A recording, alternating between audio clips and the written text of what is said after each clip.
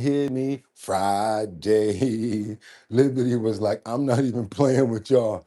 I'm turning on slow mode early. Liberty said, beep, hit y'all with the slow motion, baby. Slow motion, baby. What's going on, everybody? It's your boy Boogotti NYC. Hope everybody's having a fantastic morning out there. Let me know if you guys can hear me.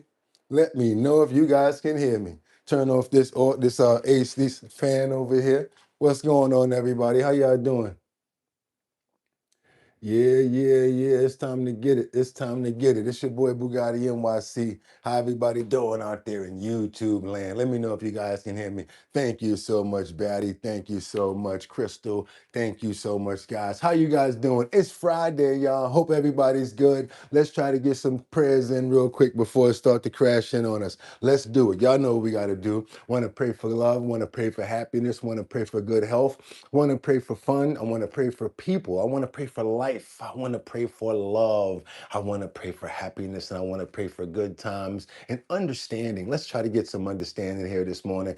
Praying for liberty and justice. VG5P. Got my boy Sam Champion up in the building. Yes, I'm doing fantastic, brother. Take some of this energy from me. That's right. Royal, how you doing, Mark Dorfman, Rebecca Lanyan, Rebecca Lanyan Bueno, chiming in from Grand Rapids, Michigan. Who else we got up in here this morning? I see Crystal Frost. We got Miss Swanza coming in here from B-More. There we go. Audrey Durham is up in here. Catwalk. I see who else. We got to pray for everybody right now. Come on now. Let me see what else we got in here.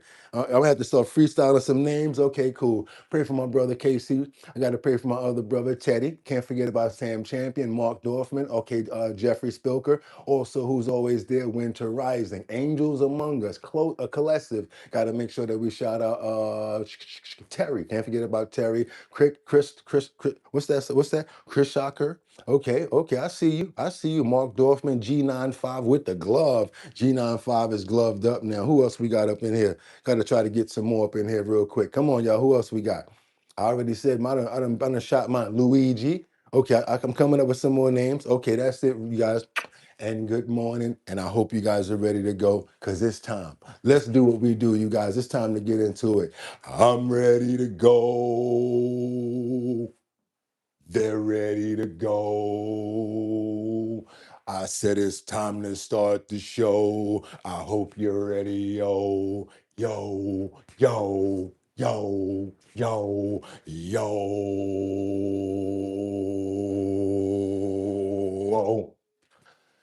And we wind it up. Wind it up. Mm, Wind it up. Almost fell. It's 6 o'clock. Some way. I like telling the truth. It's so funny.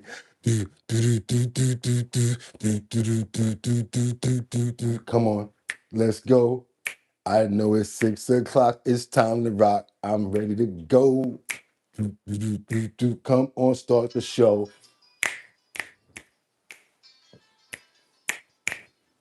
Come on. Olay. Don't play. Let's go, y'all. Y'all know what we got to do right now. Let me open up this jacket. I have been working out a little bit, you know what I'm saying? So I'm a little bit tight. So I got to get a little bit of room in this jacket before we open up those pores. We got to open up those pores. Uh, uh, we gotta open up those. Then we get to some of y'all favorite parts. Pump that beat. It's Friday the 8th, y'all. That's right, y'all. 2026. I'm your host, Boogotti NYC, and this here's our bottom line. Where we be talking about this and that and chat and this and this and that. And we be talking about this and that and chat and this and this and that. Just got me lit. What's up, y'all? It's Friday. We made it to the end of the week. That's right, y'all. Hope everybody's having a fantastic day. I'm up. I got a lot of energy. Got a lot of sleep last night. Got a lot of good work in. So I'm ready right now. You guys, I got to be honest. I feel like Randy Macho Man Savage this morning. So, oh yeah. Yeah, I'm really charged up right now. I can't even lie to you guys. That's why I'm telling you, if you're feeling bad, if you're feeling unloved, you came to the right place because I want you to take that good energy. Go ahead and take that love from your boy because I can't help it. I'm telling you right now, I'm charged up. So let's do what we got to do. Whew, what I'm about to say right now, I'm going to do the fun part. I got 5 on it. That's right, you guys. I'm going to stack 5 videos at a time. I hope you guys know what's going on after that, right? You know what I need you to do? Stay on topic, stay on point. This way we have a great amount of dialogue to talk about inside the chat. That's right, you guys. Everybody staying on topic, everybody staying on point. That means we got a good thing going on, right? Even if we're not in the same party, we can get some solutions going, right? If you don't agree, good. Say it in the chat. I like for you guys to have your own comments and what you got to say. As long as you're respectful, that's how we get down over here. That's what I'm talking about. Also, let me know where you're chiming in from, what time it is, what city, state, region, because we go there looking for stuff. I'm talking about we go everywhere. There's no limits and no holds barred to where we go. Yes, y'all, it's time to do it. I'm ready. It's Friday. Let's get into these titles. Let's go. It's time to get into it, you guys. We got Trump, Iran nuclear deal, dead, or just is there a delay?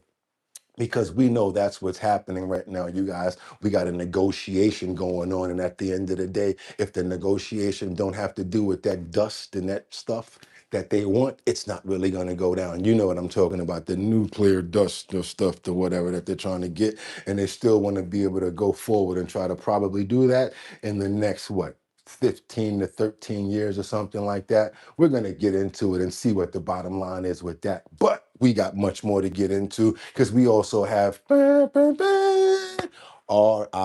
That's right. CNN founder and man who invented the 24-hour news, Ted Turner, has died. Rest in peace to Ted Turner. You know, there were a lot of people out here that probably had their own ideals about Mr. Turner, but guess what? Again, invented the 24-hour news day, 24 hours of news. So you see a lot of other networks started right after that. He was the one that paved the way. Last but not least in the header, what do we have here? We've got a New York judge who just unsealed the Jeffrey Epstein's last note. It's not actually the note, but we had to put that there because you know what it is. It's the S word, and we can't play around with that. It's not a note. You guys know what we're talking about. Guess what? It's time to get into it. Get your coffee. I'm sorry. No, let's do it the other way. Let's get your water. Let's get your tea, and I hope it's bueno. I really hope it's good, and it's giving, doing something for you. And your 55 coffee house with my sister Lisa Roy. You guys, it's time to get into it. Let's double tap that screen to get those likes up. It's Friday. Let's do what we do. Time to get some news out. Breaking news. See what we got going on over here. Of course, we got some side gaggle coming in from President Trump, who visits the National Mall and takes questions on Iran and much more. Let's get into it, you guys. Let me make sure this audio is working right now. Cut it off, cut it back on. Let's go. Let's do what we do. Have basically industrial strength. It's going to last, I would say, 50 years or less. It's going to last a long time. And you'll have no leak, guaranteed no leak. And it's going to be something very special. And it's going to be a beautiful color. The problem, the color was never good because basically it had a gray stone underneath, whether it was the concrete or the granite, it was a gray stone. And now we actually picked the color. It's called American Flag Blue. And so you can't do better than that. And so we had estimates to fix it of about $355 million. And it was going to take 3.5 years. You can see by the size of it. And so we're going to be able to do it for about 1.8 million. And it's going to take 1 week. And we'll be finished, I guess. I'm going to give him a little more time. Let's give it 2 weeks, but we're pretty good. A lot of the hard work is done. The beautiful work is now. The application is really the fun. The sidewalk surfaces, they're fixing that too. They're having it repointed, refixed. It's going to be like actually much better than them. It's much more beautiful than it was new because it never. Talking about the Lincoln pool, the pool outside the Lincoln. It's going to be good. It's going to last many, many years, and it's going to have no leaks. It's going to have no problems. It's going to be clean and beautiful. And I want to thank Doug Burgum, the job he's done, and we're working on some other jobs that are great. We're working on the back terrace of the Lincoln Memorial That was supposed to be the main entrance, but they built two roadways behind it, so it never had access to the Potomac. And we're working on that. We have a beautiful plan for that, the Lincoln Memorial. And we have other things. Also, I guess you want to talk about what you're most proud of is underneath. About 78% is going down to 90%. Memphis is way down. But DC, I don't know. It's the capital. And we had a very, very terrible crime rate here. And it's down now. We're going to have it down. I think we're getting above 92% down. We took 5,000 career criminals, people that were really, really bad. They came. Good morning, everyone. I'm sure you guys love open borders. I don't think so. But they came through the open borders. They came out of prisons and mental institutions. And they came all over the place. And it is horrible what happened. They allowed this to happen to our country. But we got them out, and we had 11,888 murderers allowed into our country. We got them out. We got many of them out. We're looking for quite a few. We got many of them out, and the crime rate is, as you know, the murder rate in the country is down to the lowest it's ever. It's down to in 1900, 125 years, lowest in recorded history, and that's good. So we're very happy about that, and that goes hand in hand with fixing things up. So, as Doug said, I heard 19 or a lot of families, about 19, maybe more than that. And Lafayette Park is beautiful. I made that contribution. It's a pretty significant contribution. And Lafayette Park is being rebuilt. We have tremendous amounts of things going on around Lincoln. I think, to me, the most exciting of all is going to be the Triumphal Arch. With them, the right to have a nuclear weapon. There's zero chance. This is some group of people we're dealing with. So, it's very simple. Somebody said, what's your plan? They said, the plan is very simple. Iran cannot have a nuclear weapon. It cannot have a nuclear bomb. And it's not going to have. And they're really at the end of the line. Really are at the end of the line. Now, unless you guys feel differently. Now, these guys, I think, will say that Iran cannot have a nuclear weapon. But they say we wouldn't feel very good if they did, because this is what you're doing and all the work that you do and that we do. It wouldn't look too very good after a while with these characters. Okay, you guys, let's go. We got a little bit more to get into. I wanted you guys to see that. That's the basically the last thing he really had to say, but we can get it right from the horse's mouth. Talked about Iran a little bit. As you guys see, he's talked about some statewide things as well. Let's keep on moving forward. It's Friday, you guys. Where we going right now? We got to go. Where we going right now? Let's go on over to, no, we're not going to do that one. Let's go on over to this military that fires on this Iranian oil tanker trying to break the block. Let's keep on moving forward, you guys. It's not over. Doesn't seem like it's over. Wait a minute. Are we going to go there or are we going to get past that? Actually, it'd be more fun if we get past that. Yeah, let's get past that. Let's get on over to some fun stuff. Let's go talk about somebody that I know you guys know and love. And every time we get to this point, you guys always think I'm joking because I always try to say something nice about this person. I don't think it's wrong to say nice things about people, you guys. And I don't think that you guys should take that in the wrong way. So yes, we're going to get on over to talk about the situation that's going on with none other then Ilhan Omar, that's right, you guys. She did not report her paperwork, did not come to come forward and show what's going on. And show her receipts. Let me fix that. Also, now they're thinking about moving forward and seeing what they could possibly do to force Ilhan Omar to show her paperwork and basically all of the information that ties into the Feeding Our Future scam that happened in Minnesota. Because I think, wasn't she the one that actually developed that? Let's keep on moving forward, you guys. Let's go. Turning now to developments in Minnesota. The State House Committee has voted down an effort to subpoena Congresswoman, as you've been hearing, Congresswoman Ilhan Omar over questions tied to a major fraud investigation. Lawmakers say they've repeatedly tried to get answers to questions tied to the state's, quote, feeding our future fraud scandal, but without success. We have reached out to Representative Ilhan Omar on multiple occasions, inviting her to testify. She has never responded to our multiple inquiries. And so the only tool left for us as a committee, if we want to get these documents, is to issue a subpoena. We've never done this, members, in the history of this committee. We've never done Wow. this in the history of this body, except for ethics Whoa. investigations. And I don't do it lightly. Luigi. In the Fraud and Oversight Committee ultimately falling one vote short of the threshold. There. I don't think she's too happy about that subpoena when she heard about it right there. Like, she's not looking too happy about this. Republicans say Omar played some role in the pandemic era food program, whether intentional or not. Congresswoman has not responded to the latest request for comment. Committee leadership says while the subpoena effort failed, it's still exploring other options to continue this investigation. Okay, you guys. Now, since that failed, of course, as you saw that, you know why it failed, right? Because there's no such thing as being fair when it comes down to this party situation that we got going on over here. Can't just look at it like, you know what, I don't think that we need to investigate. At least show us what you did. Let's see if you're in the Democrat Party, the Independent Party, what's the other one, the Conservative, the Liberals, and everybody else like that, right?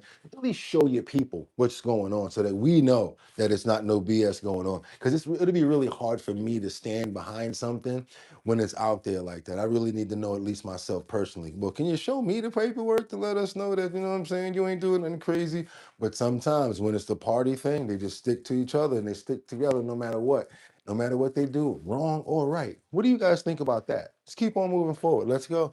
Got some more information right here. When we followed up on this case right here, we saw that nobody really followed up and really wanted to be a part of the subpoena.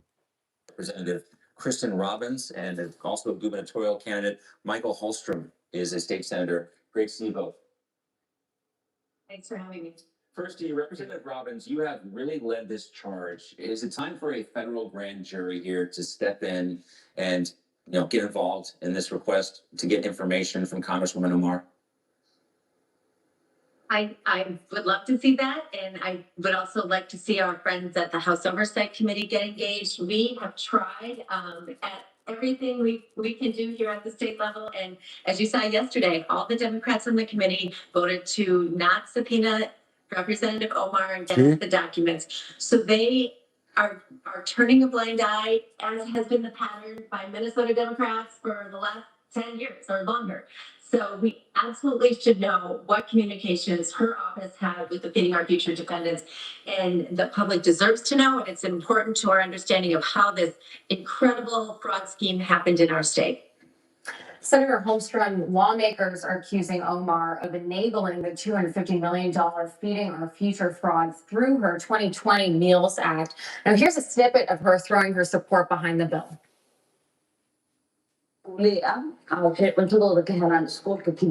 aynan gacoonin oo familkoodii weli ay fursad u helaan inay cunto ay helaan.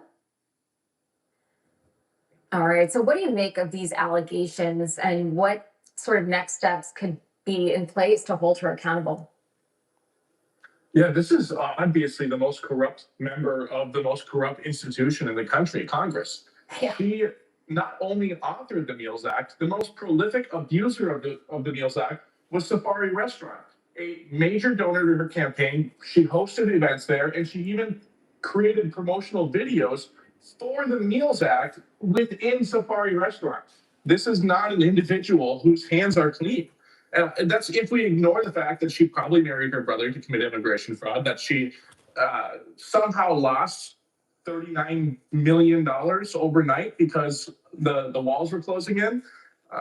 People realize what this is, and the failure of everyone in Congress, GOP and Democrats, to hold her accountable is absurd. And now we have Minnesota Democrats who are refusing to allow a subpoena so that Chair Robbins can get some of these answers for the people of Minnesota. Only those, Senator, we cannot forget. All those things you just mentioned, they are a big part of this. And it's all the things you would do if you were guilty of something. Why not show up and answer questions if you have nothing to hide? It's not just the fraud. You mentioned her own net worth in serious question after revising. Oops, I had an extra $30 million on my financial disclosure forms. Representative, this is... Yeah, it's kind of crazy right there. So they're like, wait a minute, all of a sudden now you don't got no dough. But then wait a minute, we got the trickle effect coming over here for them is Feeding Our Future stuff. So it all happened at a really bad time. First you got the first you got the corruption going on. Then they found out that she had so much money. Then she said, hold on a minute, like a cartoon character, the legs had to stop and double back, but it was too late because you already released the papers. Too late, you guys. Let's keep on moving forward and see what we got going on over here. Double tap that screen to get those likes up. Let everybody know what we're doing over here because we got to get into somebody I can't stands and I can't stands no more. And she's playing real smart right now. Why? Because it's election time. She's playing really smart right now. I kind of got an idea what she's going to do once you guys re-elect Kathy Jokel Hochul. Once you re-elect her, what she's going to do is this. Double back on everything that she said. Boom, start taxing that, doing a whole bunch of other stuff. You guys don't believe me? That's just my prediction. I guarantee you she's going to be reelected because the person that she's going up against doesn't have that much footing. She's already very powerful in New York and she's very intimidating. So I just got to tell you, she's probably going to run one more time, do this thing and keep it moving, tear us up a little bit more until we finally can get out of here, hopefully with another governor on the next election. Because I already know what's going to go down with this. Not even going to let the Costanza effect take me over and be like, no, nope. Because anytime you want something that bad, that's when the Costanza effect steps in and says, you know what? Nah, buddy. And I already know she's very strategic. I already know how she get down. This lady does not play fair. Hochul's announcement of a handshake agreement on a new state budget. And though it's 7 weeks late, it keeps her promise not to raise income and corporate taxes. Political reporter Marcia Kramer explains why Assembly Speaker Carl Hastie sent his members home until they work out the details. Well, Cindy, Assembly Speaker Hastie says there is no deal because there are a lot of money still to be worked out. But that didn't stop Kathy Hochul from announcing the agreement, which is beyond generous to New York City. She shut down several of the mayor's proposals to sock it to the rich and corporations, including his last-ditch effort to get something called the PTET tax. I said I was not doing that. There's not a corporate tax. There's not an income tax. I held true to what I said. Meanwhile, she needs $268 billion. That's what she's asking for. Crafting her new $268 billion budget, Kathy Hochul not only had to deal with the affordability crisis, she had to keep her eye on Mayor Mamdani and his demands for more taxes, and a Republican gubernatorial opponent, Bruce Blakeman, ready to slam her if she did raise taxes. Both will emerge unhappy when the budget is finally adopted. We are able to accomplish this extraordinary budget with all of these accomplishments without raising statewide taxes at all. The state budget does include the pied-à-terre tax on luxury second homes in New York City. Details still to be worked out. But since this is an election year, it is chock full of voter-friendly initiatives, including no state income tax on tipped wages of up to $25,000, buffer zones to protect houses of worship, a crackdown on ICE agents. They can't wear masks, and local cops can't cooperate on civil arrests. You know how that works out for us. They basically trying to adopt and adapt the other things that these other cities are doing.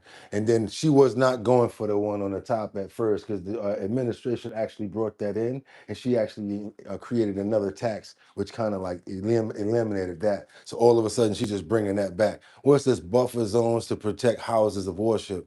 Okay, all right, okay.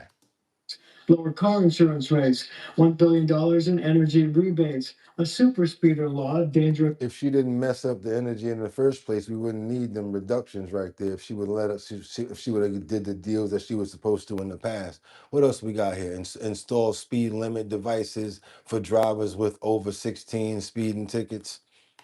Drivers who get 16 speeding tickets have to install speed limiting devices in their cars, prohibiting drones over sensitive locations, $1 billion in aid for municipalities. She need $1 billion. She need part of them. She needs some money to limit where drones can be at. You hear this nonsense? Outside New York City, $1.4 billion for war on potholes, online protections to guard children from predators and chatbots, a requirement that 3D printers sold in New York can't make ghost guns. The governor got the expected pushback from a Republican gubernatorial opponent, Nassau County Executive Bruce Blakeman, saying, quote, Kathy Hochul's budget is a triple. You don't see nothing about this amount of money to put some more police over here. This amount of money to fight against people that got hurt in the train station. How about this amount of money for medical, for veterans or something like that? What's going on with that other stuff like that? Why we can't see things like that in our budget? Because we got those situations going on. What about the homeless situations and incentives like that?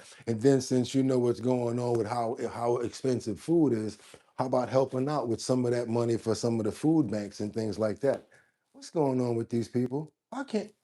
All right, let me just let them do this little stupidness that they're doing. Threat to your wallet, more taxes, record spending, and the utility bill crisis with no end in sight. Yeah. In fact, it should be labeled hazardous for your bank account.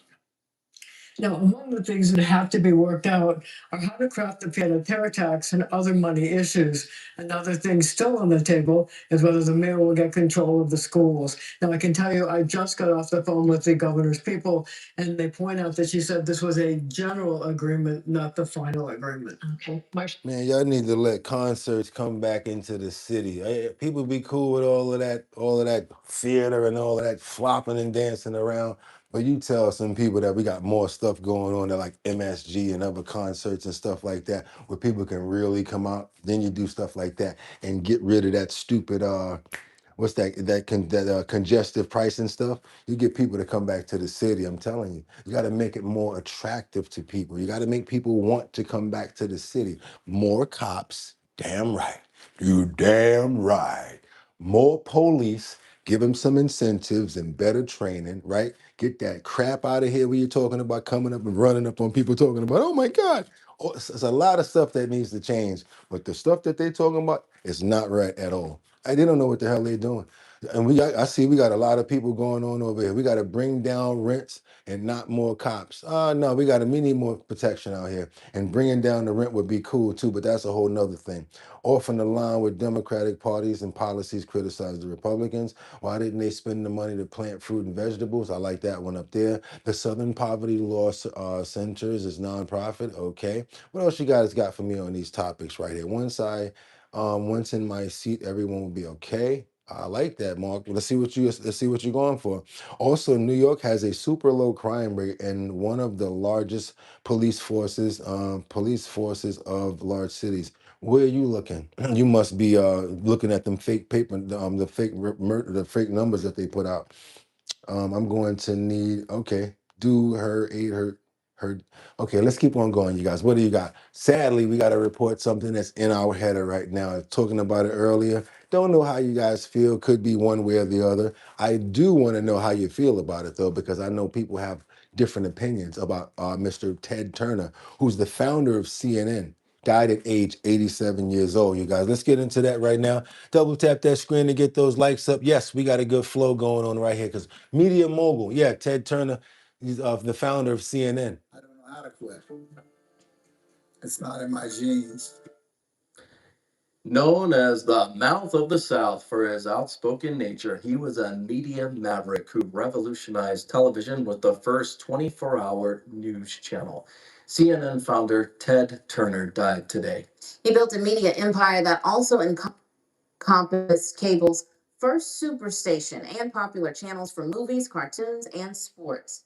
Turner was also an internationally known yachtsman, a philanthropist who founded the United Nations Foundation, the longtime owner of the Atlanta Braves, and a conservationist who became one of the foremost landowners in the United States.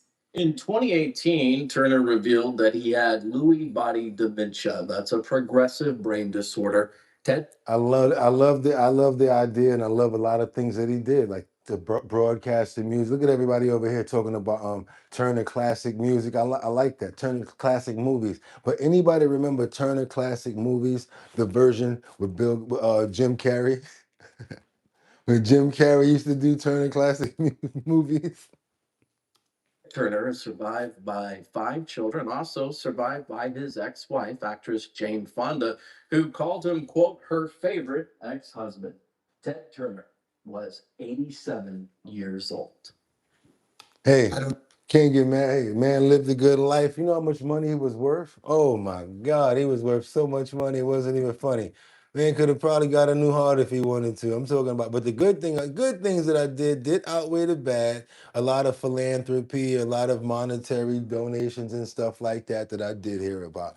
Let's keep on moving forward, you guys. Yes, Shout out and love to Mr. Turner for all of the movies and all of the specials, the Superstation, the wrestling, and all of that. Yeah, you guys, you got to show love. Rest in peace to Ted Turner, you guys. Even if he wasn't your favorite cup of tea, your favorite person, we still should show respect to the person. There's people that are not here anymore. And thank you for everything that you left and the avenues and the roads that you've paved as a pioneer to get people to where they are now. Hopefully, many more people are following you in your lead. Amen. Yeah, we got to show love, man. You can't be doing stuff like that. Let's get on over to Seattle real quick. Got a situation in a blue city, where a blue city mayor is under fire after that attack on a 77-year-old man. They're talking about these video cameras and everything over here. You guys remember the video we showed you yesterday with the two guys that jumped the 77-year-old man like they was really doing something? Well, guess what? The first one that got bailed out, they can't find him. He on the run. Let's keep on moving forward and see what's going on with this. Katie Wilson in the hot seat after a horrific video of a 77-year-old man severely beaten in downtown Seattle goes viral. She's facing heavy scrutiny after freezing the city's expansion of surveillance cameras, the same type of cameras that helped police catch those attackers. Her reason for pausing these surveillance cams? To protect the privacy of immigrants. This is Outnumbered. I'm Emily Campagno here with my co-hosts Harris Faulkner and Kaylee McEnany. And also joining us today, Kennedy, host of the Kennedy Saves the World podcast, and Josh Ritter, former prosecutor, criminal defense attorney, Fox News contributor, and co-host of the weekly rap sheet on Fox Nation. Now, we have to warn you, please, the footage we're about to show is incredibly graphic. You can see here that elderly man walking down the street, then being shoved to the ground. The victim was hospitalized for a week, having a broken arm, a broken knee, and many facial injuries. One suspect was arrested and charged with second-degree assault and jailed on the night of the assault. Look, Katie? The mayor. That's it. That's my last point. Trying to throw names, and he got bailed out. Wound up getting bailed out, you guys, and now they can't even find him. He was released on bail 2 days after his arrest and is now currently wanted on a $200,000 warrant. Officers are actively searching for him. A second suspect was later arrested by police in nearby Redmond. His arrest came after a caller reported that they recognized him from news coverage of the incident. The Redmond, Washington chief of police is touting the use of technology at nabbing their suspects, saying this arrest is the direct result of strong. And you guys are right. Somebody know they think. Look at 55 Coffee House over there. She says with his age, it's going to be hard to recover. It's going to be hard for recovery. Yeah. Collaboration between agencies and the vigilance of our community. By combining real-time technology with focused investigative work, we are able to identify suspects quickly and hold violent offenders accountable. And if you guys saw that video, they got on them quick because of them cameras. I was like, yo, I never seen them cameras like this. I kind of like them. Last week, Mayor Wilson was asked about rolling back these cameras, but her team interrupted. People in that community who are concerned that there's been rising gun violence and that there should be more surveillance cameras and that kind of thing. That's obviously been an issue that you weighed in on. Does that change it? Does that change your perspective? Let's keep it on. Yeah, let's keep it on. Does that change your perspective at all on the issue of surveillance cameras based on what you went through on Tuesday?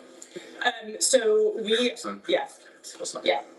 Appreciate it, but let's keep it on topic, okay? I believe that CCTV cameras have Who's the mayor? Him or her? Who the hell was that? Looking like a flight, somebody to bring in planes or something like that. Work on a landing strip. important role to play in our public safety system. And we also have to be very careful to make sure that our data storage, security, sharing practices. So she's saying that she does not want the illegal immigrants to be on video. That's why they're saying that she really doesn't want it. Thank you so much for Coin Collective. Good morning, y'all. Hope you have a blessed day. May all of your prayers be answered. Stay safe, fam. It's a weird world we live in, but that's why we together over here, we do it right. Let's keep on going. Thank you so much, Coin Collective. Do what Coin Collective did.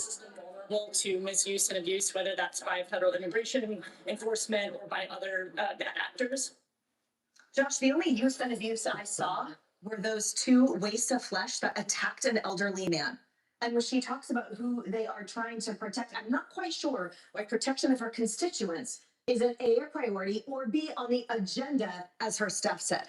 All right, so we got to keep on moving. We got a lot going on here. I hope that old man's getting better. And Lisa Roy, I didn't even think about that. You were really right about that. I didn't even think about that. About the fact that how long it's going to take for this man to get himself together to like recuperate and recover out of something like that. Thank you so much, Dot Focus. I appreciate you. Yes, I really appreciate you. Everybody, show some love to Dot Focus over there. Y'all need to go check out his Discord. Woo! Got stuff spinning around, lightning coming down. Yeah, Dot Focus. I might need your help in jazzing up the Our Bottom Line Discord. Because, you know, we novices over here. I didn't know what I was doing, but I just wanted to give us a platform. So, yes, anybody that's interested in helping out on the platform over there, when it comes down to our Discord, jazzing it up, organizing and stuff like that, Dot Focus, you are the man. Tell you for that. You guys, go check out some of Dot Focus music, too. What else we got up in here, you guys? Let's go. We got Grand Rising, good co-host, moderate in chat. Thank you so much. Kendra's in the building. Good morning. Good morning, Kendra. How you doing? What do you guys got to say about this right here, though? What you guys got to say about this? Because yesterday, this is a new U.S. News Live report. Lawmakers reveal some shocking details on Howard Lutnick, his testimony to the Epstein files. And we play both sides over here, you guys. We play all sides. Let's keep on going right now. Happy Friday, everybody. Let's go. Planning to do anything to compel. Right.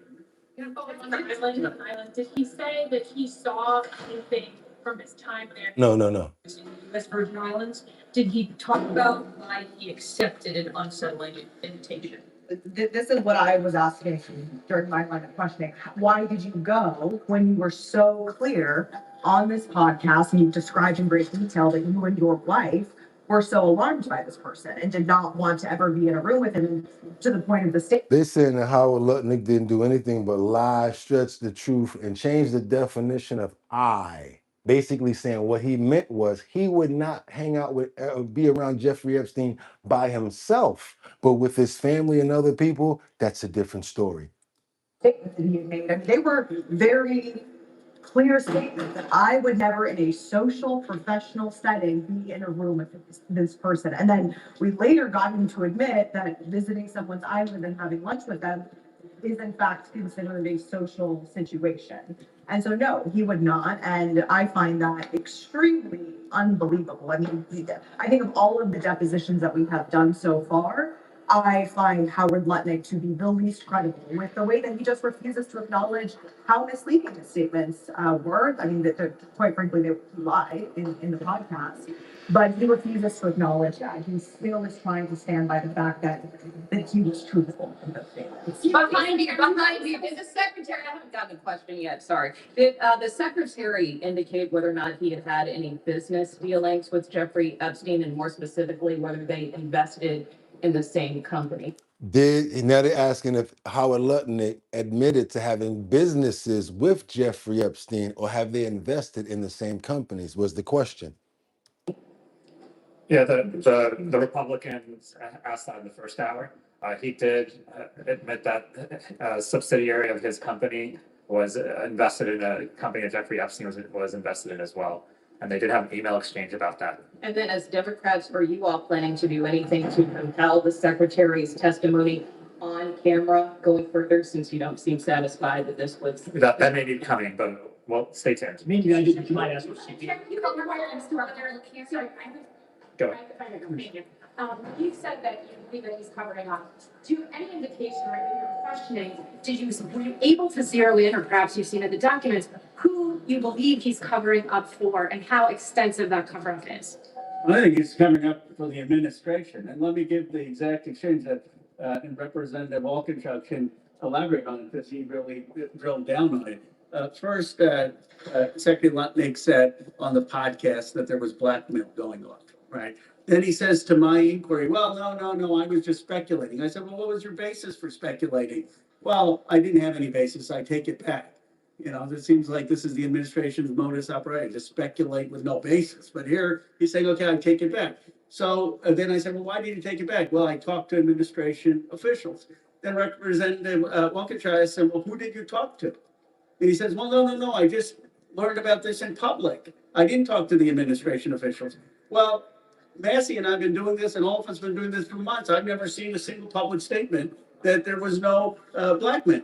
So the question is, why is he changing his tune? Who is getting to him in the administration to basically have him say nothing was wrong? Let's move on. That's what he was saying. That's right. No, I think you nailed it. That's good. Representative Dodd, the Justice Department last July said that there was no blackmail in its memo. So why do you keep saying that there was no blackmail said by the administration? We have not, that is not what the survivors believe. That is not what the testimony has been of other individuals. And there has not been investigation of people like Les Wexner, of people like Leon Black, and many other people. That's why we're calling for investigations. And he certainly did not reference that memorandum. What changes with Okay, let's keep on going, you guys. We got to play the other side. Let's keep on going. Let's see what James Comer has to say about the same exact situation, how they feel about it. You got to be fair. I feel Gotta be like fair. they have to come out and clean up and correct some of the statements that the Democrats made. I couldn't believe as I was getting updates of what they were saying. And I hope that when you get the transcripts, you fact check them on what they say. This is a habit of the Democrats on this committee coming out, telling you all stuff that was said that was not said. The only cover up that I've seen on the Oversight Committee is the cover up of the Democrats trying to cover up our investigations of the Metro Police Department, lying about crime statistics, and the cover up of the Minnesota fraud by Tim Waltz and Keith Ellison, and the cover up of the hospice fraud in California. So, well, we asked some very substantive questions the first hour. The Democrats, during their hour, repeated the exact same questions because there's only so many questions you can ask Howard Lutnick, who had a property next door to Epstein in New York, but talked to him 3 times over a decade, 3 interactions over a decade. I don't know, He was y'all. on the island with his family, with his wife and kids, 6 people in his family and 6 people in his friend's family. Got to call it out, though, but why did he lie, though? I got to call it out. I hear you, Comer, but why did he lie about it? For lunch for 2 hours, and he has admitted that. So, Democrats are going to go another hour. I'm sure they're going to try to filibuster and do whatever. They had a narrative to come in. They were hoping Lutnick wouldn't come in. They were hoping Pam Bondi wouldn't come in. Remember, Pam Bondi came in a month ago to answer questions. The Democrats didn't ask him a single question. The first 20 minutes of the Democrats' question in here, they complained about not having video and not having things to be able to put on MSNBC for their angry purple-haired viewers to be outraged over. This is a serious investigation. I've subpoenaed the estate. We've subpoenaed the Department of Justice. Got to be We fair. brought in 1 cabinet secretary, fixing to be 2 cabinet secretaries. We're bringing in some of the richest and most powerful people in the world. We're doing everything in our ability to get answers. And it's so frustrating when someone like Ro Khanna, who I can't believe when Ro Khanna comes in here, he's already gone on the floor and accused men of being criminals in the Epstein investigation who weren't even criminal, who weren't even involved. He had to go recant his story.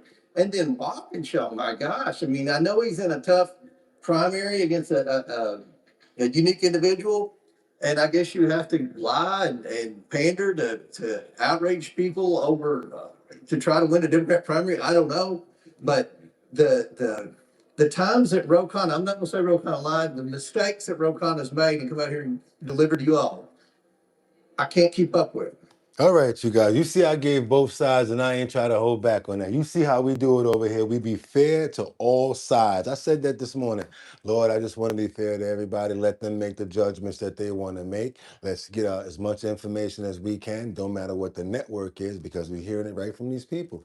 I don't want you guys to take my influence at all. I want to listen and see what you guys got to say. I'm really interested in knowing what you guys have to say, especially about this topic. Oh my God. I could be talking about sports. I could be talking about kittens. I look in the comments. What about the Epstein files? Oh my God. So now I'm bothering y'all about it now, trying to give y'all as much as I can so we can get this information out. This is only giving us right now. We got a couple of we got a couple of we got as much as files it seems like that they're going to give us. They still owe us about 3 million of those.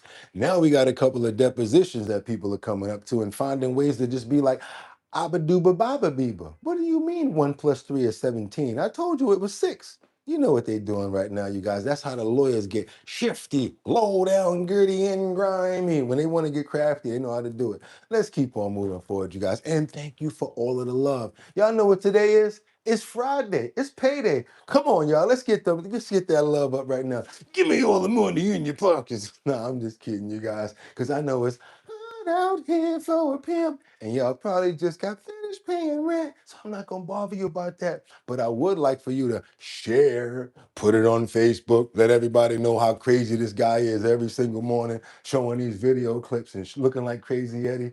Yeah, this is a new guy. His name is Boogotti NYC. He got this show called Our Bottom Line. But I tell you one thing, can't say nothing about them co-hosts in that chat right there. That's my fam right there, and we get busy. Let's keep on moving forward. I got a little bit more information about this suicide letter. You know, I can't say that word. Might be a circle going around or something might happen. So I gotta say stuff like, what did I use? I used a New York judge just unsealed Jeffrey Epstein's last note.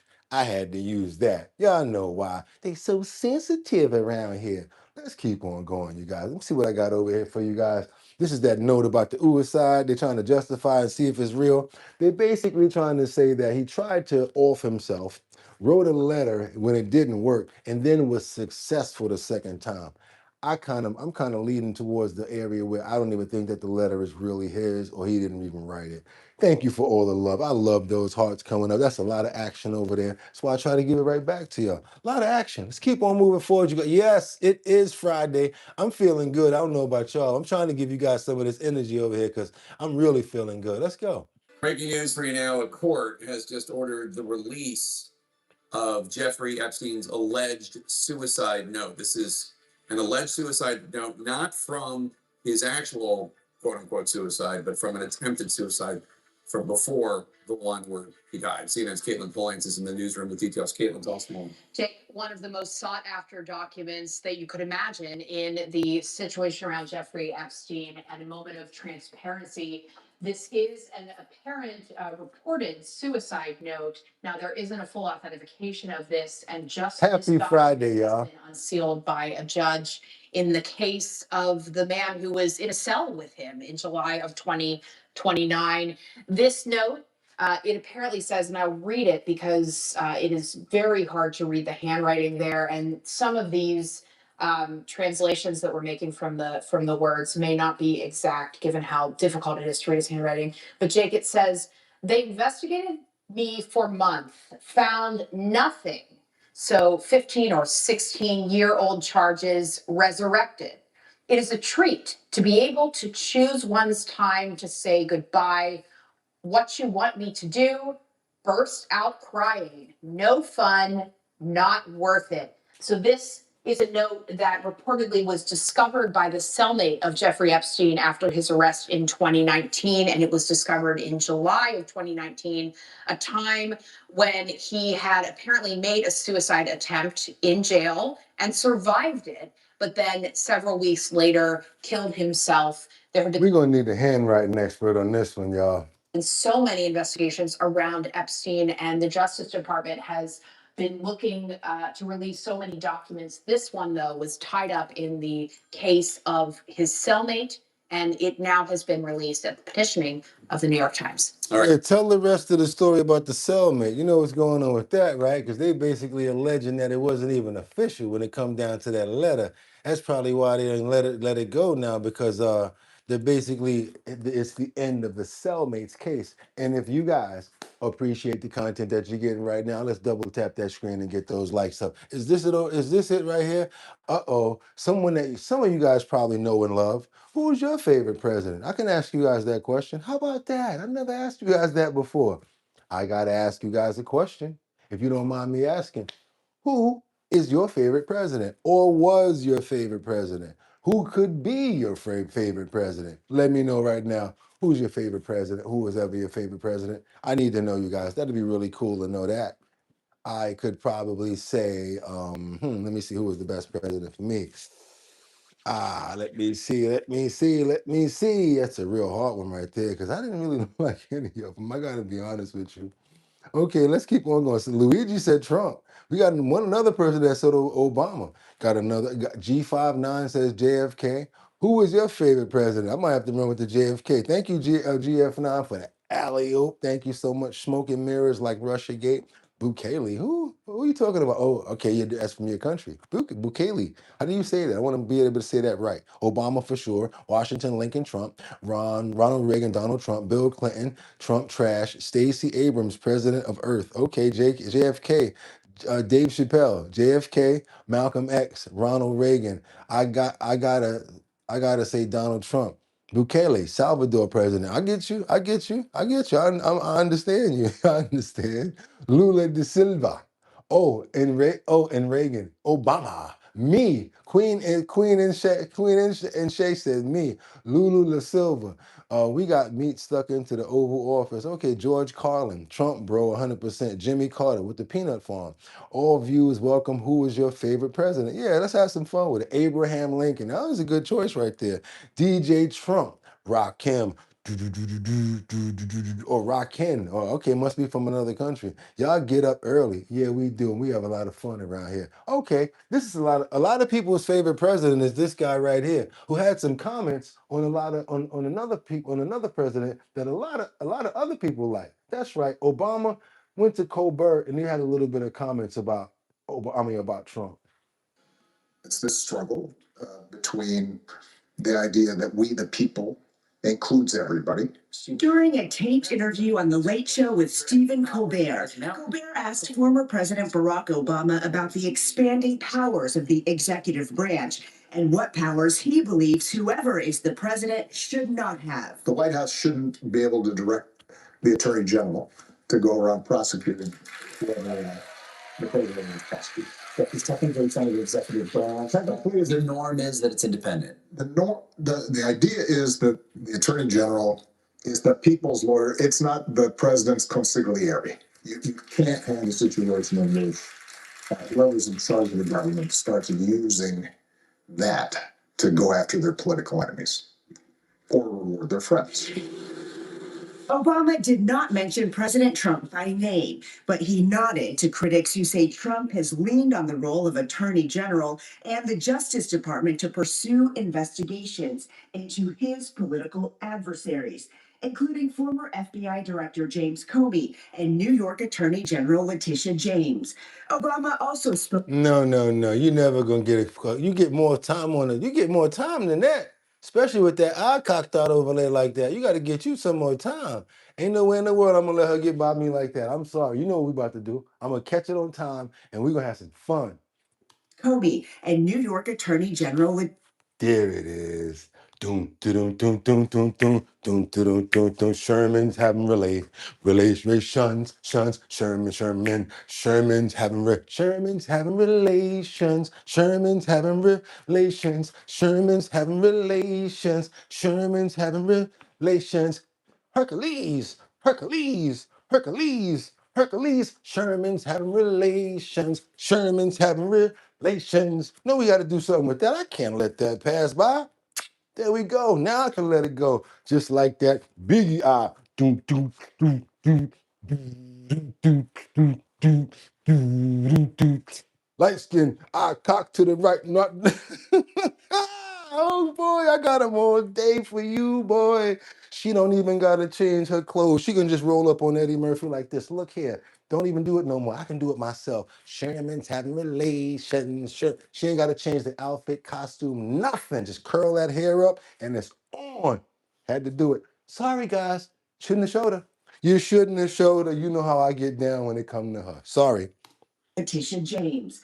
Obama also spoke about the president's power as commander-in-chief. There have been a whole series of norms that were in place to ensure that you weren't trying to make that military loyal to you as opposed to the Constitution. Obama also seemed to criticize the president for using the office to advance business interests for his family and friends. A good policy that I'd like to see followed is that the president of the United States shouldn't have a bunch of side hustles that those companies and foreign entities can invest in. How much of that is just jealous that you didn't think of selling a sneaker? He said, how much is that? Is that you just jealous that you didn't think of selling a sneaker? That's hilarious. Yo, he be coming in. I can't even front. That was funny right there, y'all. That was funny. I can't even hold you.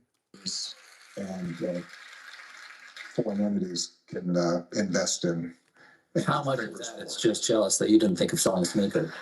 Because your sneakers were flown. You know that, right? Even when joking about Colbert's future, the former president appeared to take a jab. Yeah, how dumb do you think it is for people to say that I should run for president? Well, you know, the bar is finished. I like that. I like that. I can't front. That was hilarious right there.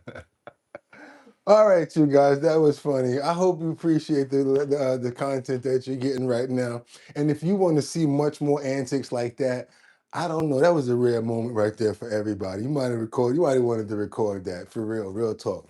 Do your boy a favor, double tap that screen to get those likes up. If you have not subscribed to the channel, what are you waiting for? That's right, you guys. You know we got more coming down the pike. We got to get on over to New Hampshire. Some thought it was cool to go on his computer and talk about things that he was plotting to do against the president of the United States.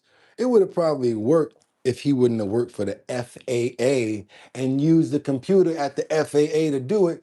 I'm talking about, this is the definition of thunthadunt. THUNTHADUNT is the proper spelling, just so you guys know. It's thunthadunt. That's what I'm talking about over here. Thank you so much, Miss Swanza, for showing love. That's right. Grab those love. Grab those memberships, you guys. Miss Swanza showing love. I might go over there and tap out some love in a minute. You know what I'm saying? Let's keep on going, you guys. Let's go see what's going on with this El Fulio. He got locked up, and they might have him for a long time. Watch your head. Let's go. They're going to have him for a while. A Federal Aviation Administration employee in New Hampshire has been charged with threatening to assassinate President Trump. He's accused of sending an email to the White House last month in which he threatened to kill the president. According to court documents, Dean Delakia used his work computer in January to search for information about how to get a gun into a federal facility. Prosecutors allege that he performed additional searches, including the percentage of the population that wants the president dead. A Secret Service special agent said Delakia admitted to the searches during an interview in February, but claimed he had no interest in assassinating President Trump. His arrest on Monday comes just over a week after a gunman tried to storm the White House Correspondents' Dinner. They're not taking these threats lightly. And you work at the FAA and you're using a computer at work to do stupid stuff like that, like searches and stuff like that. You don't think nobody looks at your back end or in the office or got AI or anything like that? You don't own no servers. That was the stupidest thing to do. The suspect, Cole Tom Allen, has been charged with attempting to assassinate President Trump. That was stupid, right? Come on. He wanted to get caught doing something dumb. Set for Florida rapper. Doing something stupid like that. Like, come on, you don't do nothing dumb like that. Let's keep on moving forward. Let me get you up out of here. We can't do that one right there. I tried. I went through that one. It was a real hard one right there. Let's get into some money. that they stealing out in Ohio, Columbus to be exact. We got an alleged $1 billion a year fraud going on that's been uncovered. That's right, you guys. $1 billion. These are the ones that were working via Minnesota to Ohio. Once they found out the opportunity for fraud, they just bumped and went to another state. That's how they did it. They were doing it that way, you guys. Let's keep on moving. Let's check this out. An investigative report uncovering an alleged massive Medicaid fraud scheme disguised as a home health care businesses in Columbus, Ohio. Here's what one reporter found inside an office building linked to dozens of these companies. Smoke detectors chirp for new batteries. Office doors have signs suggesting the owner is out to lunch, even though the mail has been piling up. It's as if Smoke detectors chirping for new batteries. The sign on the door that says the doctor's out for lunch, and nothing but mail up under the door clocked up. You know ain't nobody been there. months ago, a supernatural phenomenon whisked all life away without warning. The investigation found multiple red flags, including a politician tied to an $11 million part-time home health care company, a janitorial business rebranded as a health provider, billing nearly $100,000 in the first month, even an accountant who lost his license for stealing public funds, then opened a $7 million home health company using the address of a convicted money launderer's teenage son. And according to public records, more than $1.2 billion has been billed for Medicaid certified home health agencies in 2024 and 2025 alone. Daily Wire investigative reporter Luke Rosiak uncovered the story and joins us now. Great to see you this morning, This Luke. is crazy. We had so much more time. Anybody who has not read this report, I recommend you go find it and read it. It is truly shocking. How surprised were you by what you found?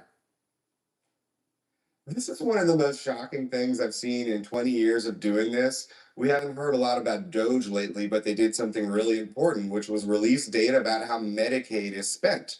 That's a big portion of the federal budget, and it turns out that the new welfare queens aren't the people enrolled in poverty programs. They're the companies that get rich giving services. States, including Ohio, the stuff we saw in Minnesota was mostly Medicaid and these waivers that they have. But even the red state of Ohio has waivers. And originally it was supposed to allow nurses to come to old people's houses as an alternative to putting them in a nursing home. But the combination of looser policies and then Somalis that push the limits has led to what I call the free butlers for Somalis program, where these people are getting paid to hang out with their own family members. It's not a nurse, it's just a regular person that lives with them and as their family member. And they're getting paid just to hang out and cook and even converse. And this costs $1 billion a year just in Ohio. Yeah, so it's not just taxpayers who are victims, it's also the patients who are victims, and people are making tons of money on it. I want to read you the statement real quickly. Another one, y'all. Another one. Mike DeWine, longtime Republican from Ohio. He writes this: upon review of this article, meaning your article, the article does not seem to allege any fraud in the details provided. Ohio's Medicaid's home and community-based services exist to help individuals who can no longer safely perform daily tasks. Federal law requires these programs to cost less than institutional care, and they consistently save taxpayer dollars versus other options. They're talking about the same thing they got in New York and certain other places where if you got an elderly person where they don't want to have anybody else come into the home, you can actually be paid to take care of your grandparent or your mother or something like that. You guys heard of that before. But some places they probably don't even really, the person probably doesn't have it. I mean, it's all sorts of ways to fraud. I'm not even gonna try to come up with the scheme of how they're doing it. Long story short, they found a way to do it because they always find a way to rip somebody off when it comes down to illegal criminals. Let's double tap that screen and get those likes up, you guys. It's Friday. I feel turned up today. I don't know about y'all. Let's keep on moving forward. We got to get on over to Dallas. I got this infant situation that lost their life in a gas station powering, and the mother, oh man, stuff like this. I can't even say it, you guys. We got to watch this together, and we're gonna have to pray on this one for real. This is one I can't even say, and I need you guys just as much as y'all need me to get through this one because I can't believe this happened. Dallas, Fort Worth, step to the front of the stage, please. We're learning more about the two men accused of opening fire on a car and hitting a pregnant woman inside. Today, Fox 4 obtained new court documents about the arrests. Fox 4's David Sentendry in now with more. David. Yeah, the woman's baby died following an emergency C-section, upgrading charges to capital murder. You know, you have to go in the house early now over here because people just started getting shot. Yeah. It's terrible. Two young men charged with capital murder. Dallas police say they shot at an SUV carrying several passengers in the Pleasant Grove neighborhood overnight Sunday. A female passenger, 22 weeks pregnant, was shot and lost her baby boy. I heard a lady say, oh, she was screaming. And I was like, what is going on? Jennifer Lacey lives in an apartment complex across the street from Skyline High School, where first responders found the woman after the SUV pulled over. I'm like, oh God, someone else is shot. According to an arrest warrant affidavit, the suspects, 17-year-old Jeremy Zapata Alman and 20-year-old Keener Calero Hiron, had an argument with a young man at a nearby 7-Eleven. The young man drove off, but the suspects followed him and shot into his SUV. He and his juvenile sister in the vehicle were not injured, but another passenger, a pregnant young woman, was shot through her pelvis. Her unborn baby boy was struck and died after an emergency C-section. These kids are being misguided to me, and that's just my opinion, you know. Police located the suspects 6 hours later. They led police on a chase before crashing out. Police believe both fired weapons at the SUV. They found a handgun and cocaine on Calero Hiron and ecstasy in his vehicle. It's not like how it used to be, I know, when I was growing up. Video Fox 4 reported on scene shows the victim's vehicle with the back windshield shot out, as well as a back right window and rear tire. The woman who lost her baby was in the front passenger seat. She's recovering in a hospital, dealing with the loss of her baby. She didn't have nothing to do with it. Why did they do that? Innocent bystanders, it's crazy.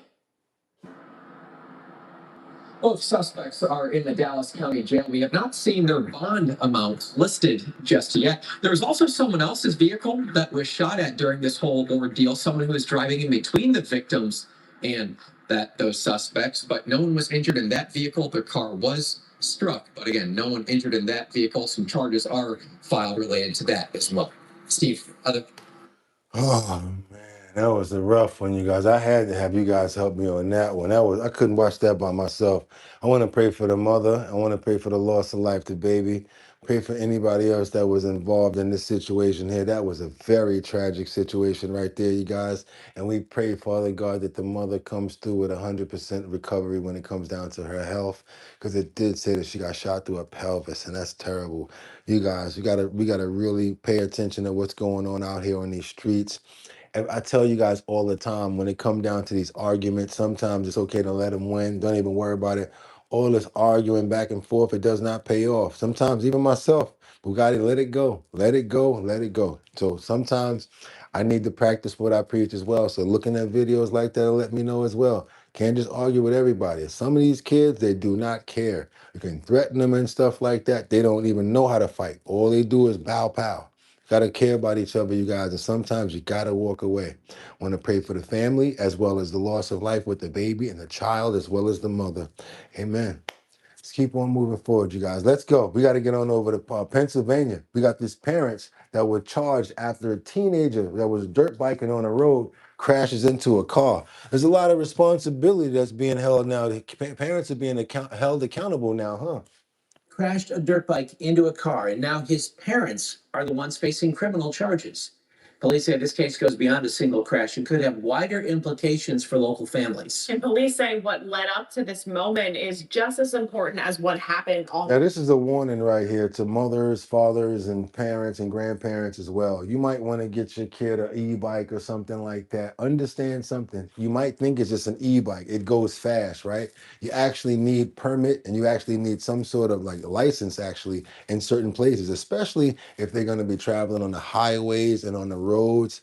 Yes, the police can pull them over if it goes past about 25 or something like that. I think in certain states, I know if it's a 50 cc in New York, You have to get it licensed and you have to get it registered. So that's the law in New York. I do not know your laws in your state. And also it depends on the top speed of the motorcycle or the bike as well. So you might be wanting to be good and get your kid a motorcycle or e-bike thinking it's okay. It may top out at a speed that can get you guys in trouble because you may need a permit for it. Let's keep on moving forward. Just a pre-warning.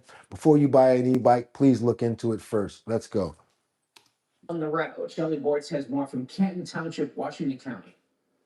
This crash happened in seconds, but police say it should have never happened at all because what they uncovered, this didn't start with a child, it started with permission. Yeah, sure. See, in Iowa, you can get pulled over in Iowa on a bicycle over 25 miles per hour, a normal bike. See what I'm saying? A 13-year-old on an electric dirt bike riding into traffic and crashing straight into a car. Police say this isn't an isolated incident. It's happening more often. The bike wasn't street legal, no registration, no insurance, and no business being on the road. Investigators say the teen rode nearly half a mile, crossing busy roads before failing to stop. I got a mongoose right now. Give me $50. I'll go pull it out the storage and show it to y'all. Somebody said they got a mongoose. I still got mine. Will Williams 9713. I still got my mongoose, but I ain't gonna go through all that for free. Y'all gotta pay me to pull that out. Ain't nothing like the scrub board. Scrub board is easy to access. And slamming into a vehicle. We cannot have the children in our neighborhood operating vehicles on the roadway when they have not went through the required licensing process. It's dangerous to them. It's dangerous to the community. But what's now raising the biggest questions, who police say allowed it to happen. We went to the home of the parents now charged, Andrew and Ashley Macbeth, looking for answers, but no one came to the door. Under Pennsylvania law, Oh, somebody came to the door, right? Roof, roof, roof. See how she backed up and put her hands in her pocket? I told you, no matter what kind of dog it is, as long as you got a dog. Oh, somebody answered. parents can face charges if they knowingly allow a child to engage in dangerous or illegal behavior. Chief William DeFort says that's exactly what happened here. The parents knew that he was operating a motorized vehicle on the roadways, and they gave him permission. That admission now at the center of the case.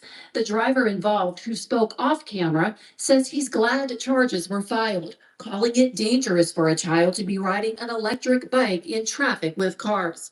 And this case isn't the first like this in Washington County. Just a year ago at the intersection of Chestnut and Washington Streets, 16-year-old Jonathan Gillespie Jr. was riding an electric dirt bike when he was hit by a vehicle and later died from his injuries. One that resulted in a death. This one in particular resulted in hospitalization. Number three isn't an if, but a when. And we want to nip this in the bud.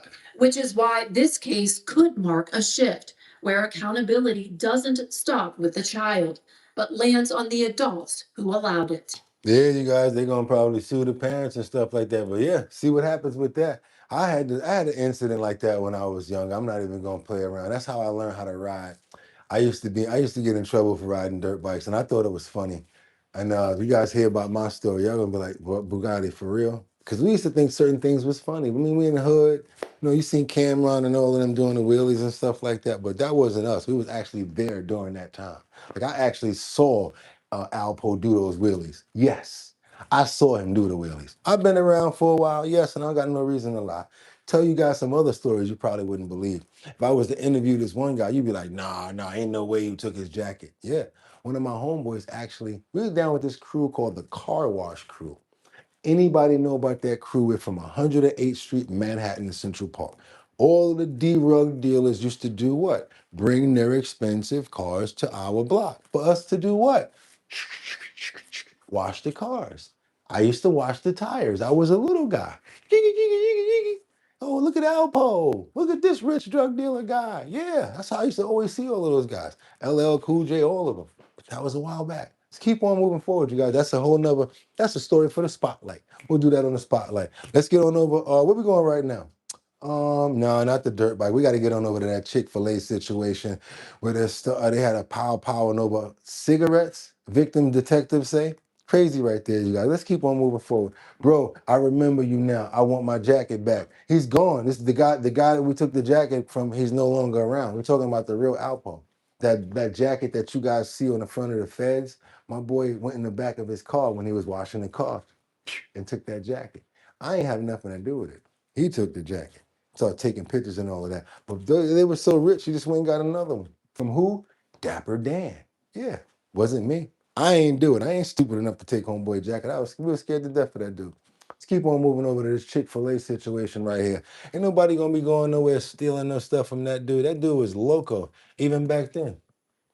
He already had his hand on the handgun in case things went bad. Jamal Jenkins sat before a judge as a man accused of opening fire inside of a Snellville Chick-fil-A over the smell of cigarette smoke. Now the 44-year-old is behind bars without bond, charged with shooting a stranger in line. I gotta stop. You said 89 old Audi turbo rims. Ooh, them was fire. Those was fire. The restaurant on Scenic Highway. He initiated the conversation with him by telling him that he smelled like cigarette smoke. The Snellville detective testified that the two strangers traded insults in line on April 7th. Police say Jenkins called the other man names. Called him a weirdo. He also called him a... That's when investigators say the victim punched Jenkins in the face. Called him a weirdo, and then he called him a crackhead. I don't know why they bleeped out Krill's knackhead, but yeah, Krill's knackhead. Police say Jenkins pulled a Glock 42 from his pocket and fired 3 times. Meanwhile, we've got video. One bullet hit the victim in the chest.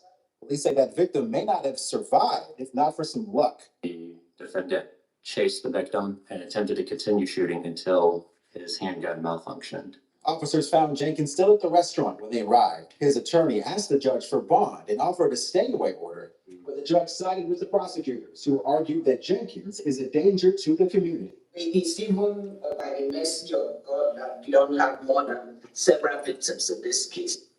The suspect's attorney tried to make the case that this was self-defense, but he remains in the jail without bond, facing felony charges. In Gwinnett County, Georgia, I'm Matt Jones.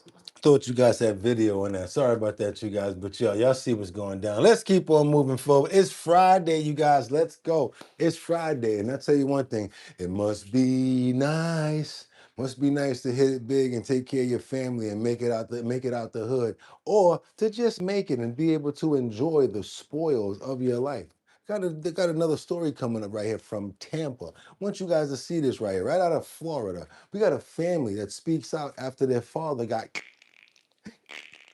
locked up for permits, trying to what did he try to do? I think he was trying to build on the property. Went back to court. The judge told him to demolish everything, but since he didn't do that, that's what he got locked up for. You guys got to pay attention and you got to respect the court orders. So yes, I remember this guy right here. This is the gentleman who got arrested for not following the court orders, and then his family tried to come to his aid. There we go. Wilson, glad that you're with us tonight. First up at 6, we've got a Tampa father remains behind bars, no bond, caught in the middle of a neighborhood dispute over what's in his backyard, even though the city issued permits allowing Michael Martin to build this pool, a pickleball court, and that's not a backyard, that's a resort. A guest house. The judge agreed with his neighbors who opposed all the renovations.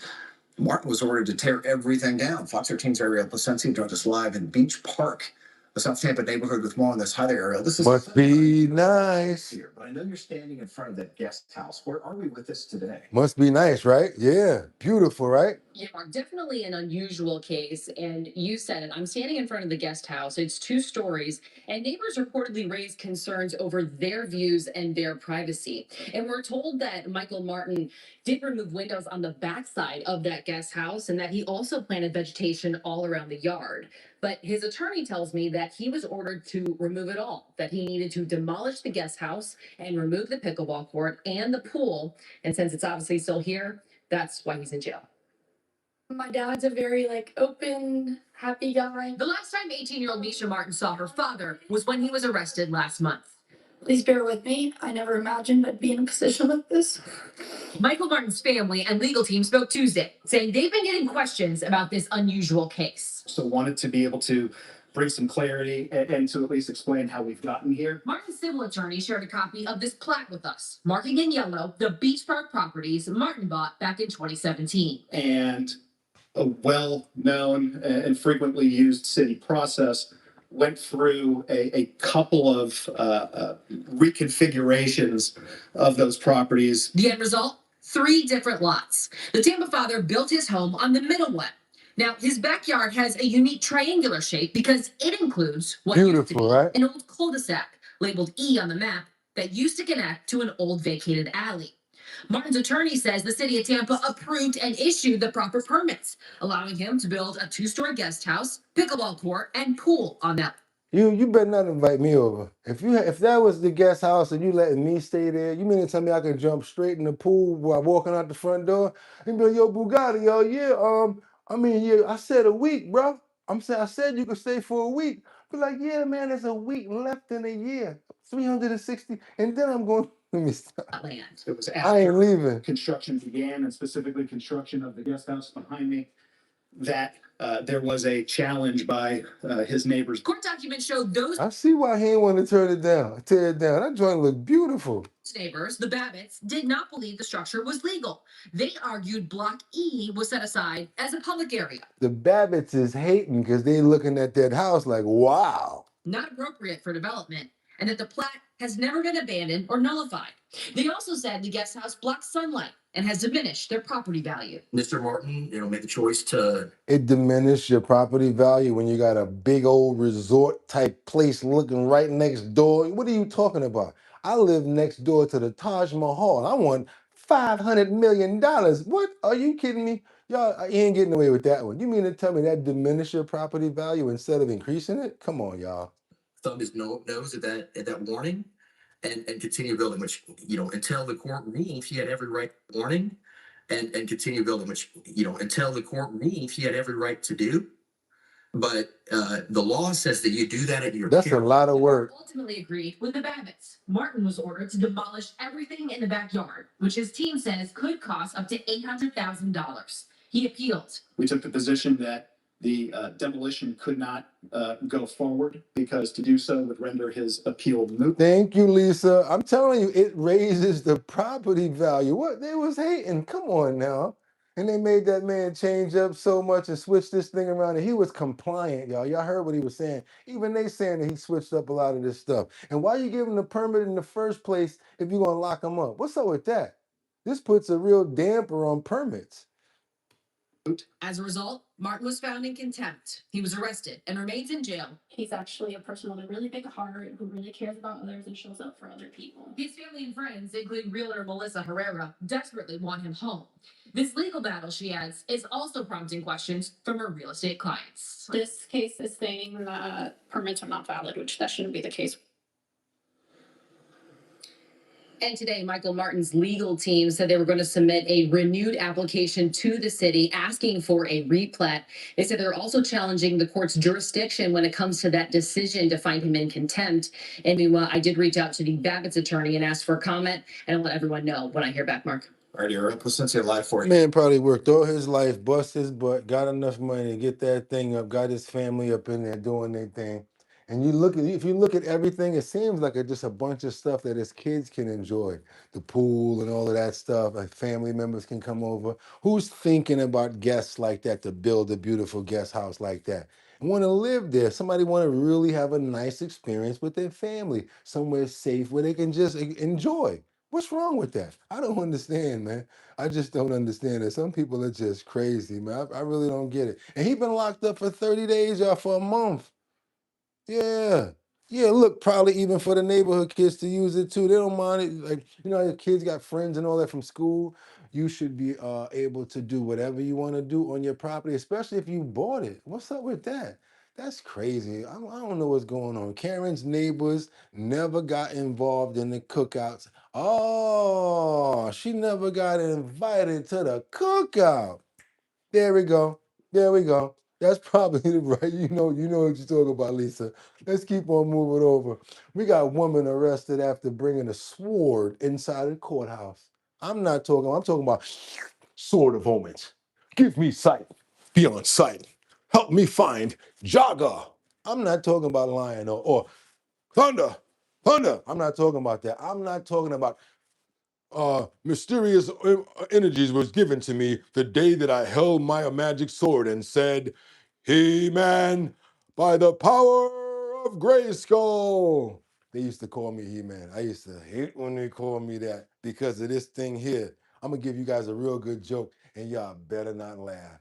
They used to say, yo, look at him. His head's so big, he looked just like He-Man. He grabbed the sword and be like, by the power of Grayskull, I have a big head. I used to be like, leave me the hell alone. Y'all better not laugh. Y'all better not laugh either. Come on, let's go. Let's get on over here to this lady that went into the courthouse and she had a sword of omens with her. I don't know what the hell this folio was thinking about. I better not see no laughing emojis.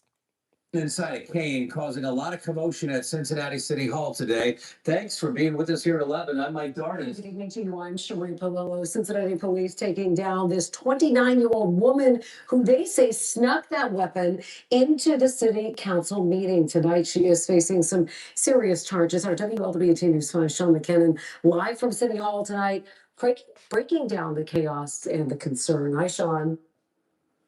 Hey, Cherie and Mike, police say officers discovered the cane that had a sword hidden inside after the suspect spoke at the mic. Council members and witnesses tell me the blade was never removed from the cane, but the question remains how it still got past security at City Hall. Commotion in the middle of a city council meeting after police say they found a cane with a sword hidden inside. That's why I keep telling y'all, if you gotta have a joke, if you got a joke on me, you better be good. I done heard every single one. I'm telling you, I got some classics. Mac Tonight, look like the man in the moon from McDonald's. And come on now. I'm talking about you got any head jokes, you better be better than me, because I'm gonna just be standing there looking at you like this. Come on, man. I done heard them all. For real. The metal detector didn't pick up the object inside and it came. Whether or not alarms went off when she walked into City Hall, police say Alexandra Dalton lied to security saying she needed the cane to help her walk. She eventually made her way up to the Of course she knew it was there. microphone during public comment at City Council. So your officers just took my cane. Dalton claimed she was assaulted by Cincinnati police when she was arrested in January. So I got medical attention and I'm coming for him. Get your officers on a leash. Moments after she finished at the mic, the screaming begins. The mayor and other city leaders looking on as officers take Alexandra Dalton to the ground. What are my charges? I have a right to know. What happened to I got something for them? Get your officers on a leash. Next thing you know, she got locked up. And I know she's gonna get out soon. But first you gotta hear those 3 words. Watch your head. Damn, I shouldn't have brought that cane. What the hell was I thinking about? Those are all the things that you think about when you're in the back of the paddy wagon or in the car. You know what you be thinking about. You be looking at that little chihuahua over there like, damn, I wish I was that chihuahua. Pizza shop, and that pizza look good right there, boy. Chinese restaurant go by. Y'all know how y'all feel. Y'all know what I'm talking about. You've been there before, nephew. Y'all know what I'm talking about. Let's go, because she's feeling that right now. They attempted to ask her to step out to make sure that they cleared the chambers. If she had a weapon, it didn't appear it went the way in which she was willing to step out. And I saw the police try to effect an arrest. One man at the meeting catching the aftermath on his cell phone. It happened so fast and quick. Officer response, but it was a lot of chaos in the day. Councilman Seth Walsh said they knew about Dalton and even recognized the cane from a social media video she posted this week, pulling the blade out. See what I'm saying, y'all? You're going to go online and show a video, and then you're going to bring the cane with you to court. Why you think they held it? Because what they did was they held it, opened it up like, yeah, as soon as she bring her ass out of there, get her. Yeah, and they got her. Besides the sword incident, Dalton faces charges in 5 other incidents just this year. Those include Money tree, resisting arrest, and vandalism. Dalton is expected to be arraigned in Hamilton County Court tomorrow afternoon. Reporting live from City Hall, Sean McKinnon, WLWT News 5. Oh man, like I got caught up for one of those canes before though. I'm gonna tell you guys the truth. I had one in my apartment, right? And how did that happen? Oh, the police. I was in front of my building and the police did a jump out. They jumped out. And then like they came in my apartment because I lived like on the ground floor. I lived in the Bronx at this time. I lived on the ground floor.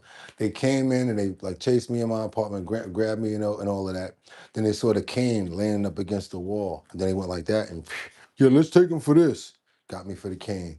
But I went right in and got right out, just like that person was saying. And then I just called them all sorts of names and stuff like that when I was coming out.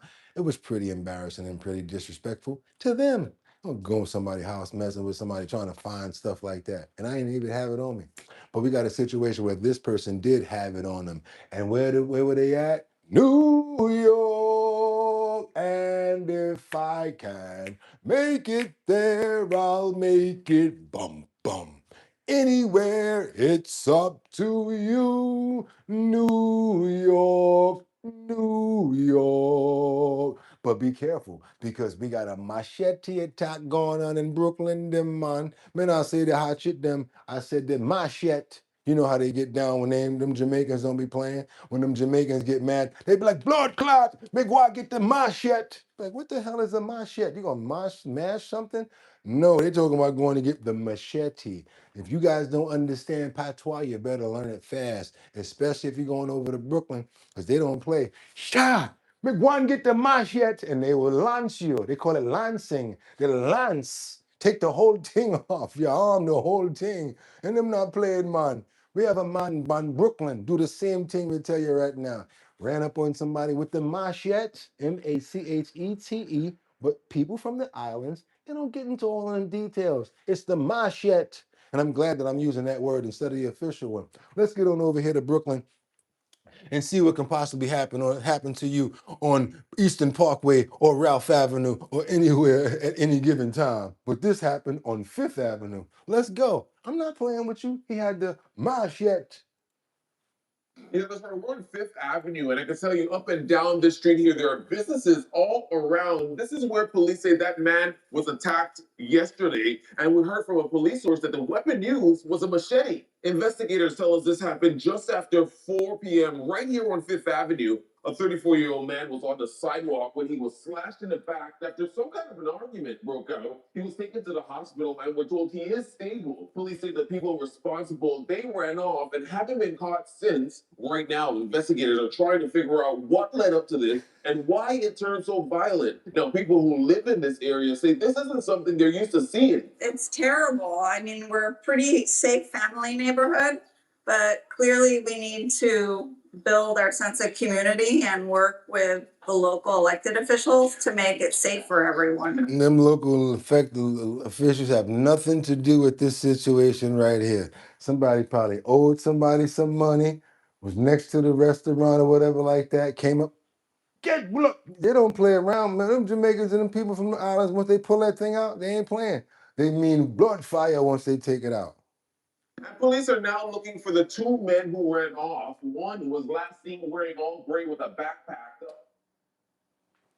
The other had on a black hoodie and a cross-body bag. Police say one of these likely have that machete. If you have any information, you're actually give the police a call. In Sunset Park this afternoon, Edric Robinson, News 12 Brooklyn. Yeah, go ahead, Edric. You get a lot of props for reporting out of there, brother. You get a lot of props. They could give me free rent, cash rules, everything around me, and be like, yo, Boogotti, we give you women every day.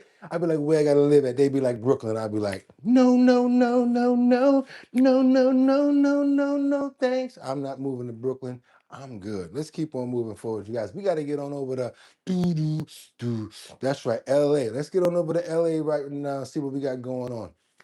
Let's get on over to LA and see what's going on with this notorious open air D-Rug gang. I'm telling you guys about these guys right here because I'm sure that it's probably got the same weak policies that we have here. Guys outside doing whatever they want to do, whatever. Oh, there's no crime. There's nothing going on. Of course, if you're not reporting it. Well, guess what? We got a situation over here where it was a notorious open air D-rug market that was raided in Los Angeles. Let's see what's going on with this, you guys. Open up this screen. And yes, I ain't asked you yet. I haven't been bothering you about it. But if you like the content, you like what you're seeing right now on Our Bottom Line, the #1 show on YouTube, as long as we're on, because nobody can mess with us. That's right, #1 co-host and the #1 family members in here. You guys, Liberty, Justice, Daniel. We got Angels Among Us. We got it popping up in here. Who else we got up in here this morning? Colessive. We got the crew here this morning. Miss Swanza. I saw a whole bunch of people pop in. That's right, you guys. That's where they want to come. That's where they want to be at. Our Bottom Line. So show some love. And also, if you have not joined our Discord, what are you waiting for? Because that chat don't stop. Take it right off the chat, and they got a whole different Discord going on where it never stops. Don't think I'm telling the truth. You hear the notifications all night. I hear them up to 4 o'clock in the morning sometimes. Discord is jumping over here, you guys. Go to Discord and download Discord and go get Our Bottom Line. We got the #1 Discord over there too. Fam ain't no joke. Let's get to this top story over here. I told you guys about with this open air D-rug situation in LA. Federal agents conducting a massive raid in Los Angeles, targeting what is described as just an open air drug market. Matt Finn, very familiar with this area of Los Angeles. He has the details. Hi, Matt. Hi, Dana. MacArthur Park is supposed to be a family park, but it's known for brazen drug use, and two gangs fight for control of it, MS-13 and their rival 18th Street Gang. I went to the historic park yesterday, just hours before the federal raid. I saw people getting high, and all around were people apparently doing what's called the fentanyl fold, when people's bodies fold in half while on fentanyl.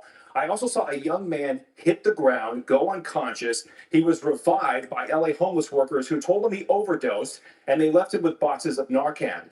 Now, shortly after that, 300 federal and local agents stormed the area. They cleared the park.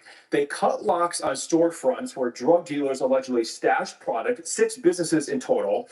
The DEA tells me they did a 2-month undercover investigation and determined the Sinaloa cartel brings fentanyl and meth into Los Angeles, and it's sold and distributed from the park.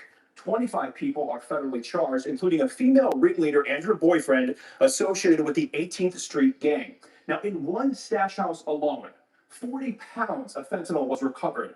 Street value $8 to $10 million, the equivalent of 190,000 potentially fatal doses. California policies have failed.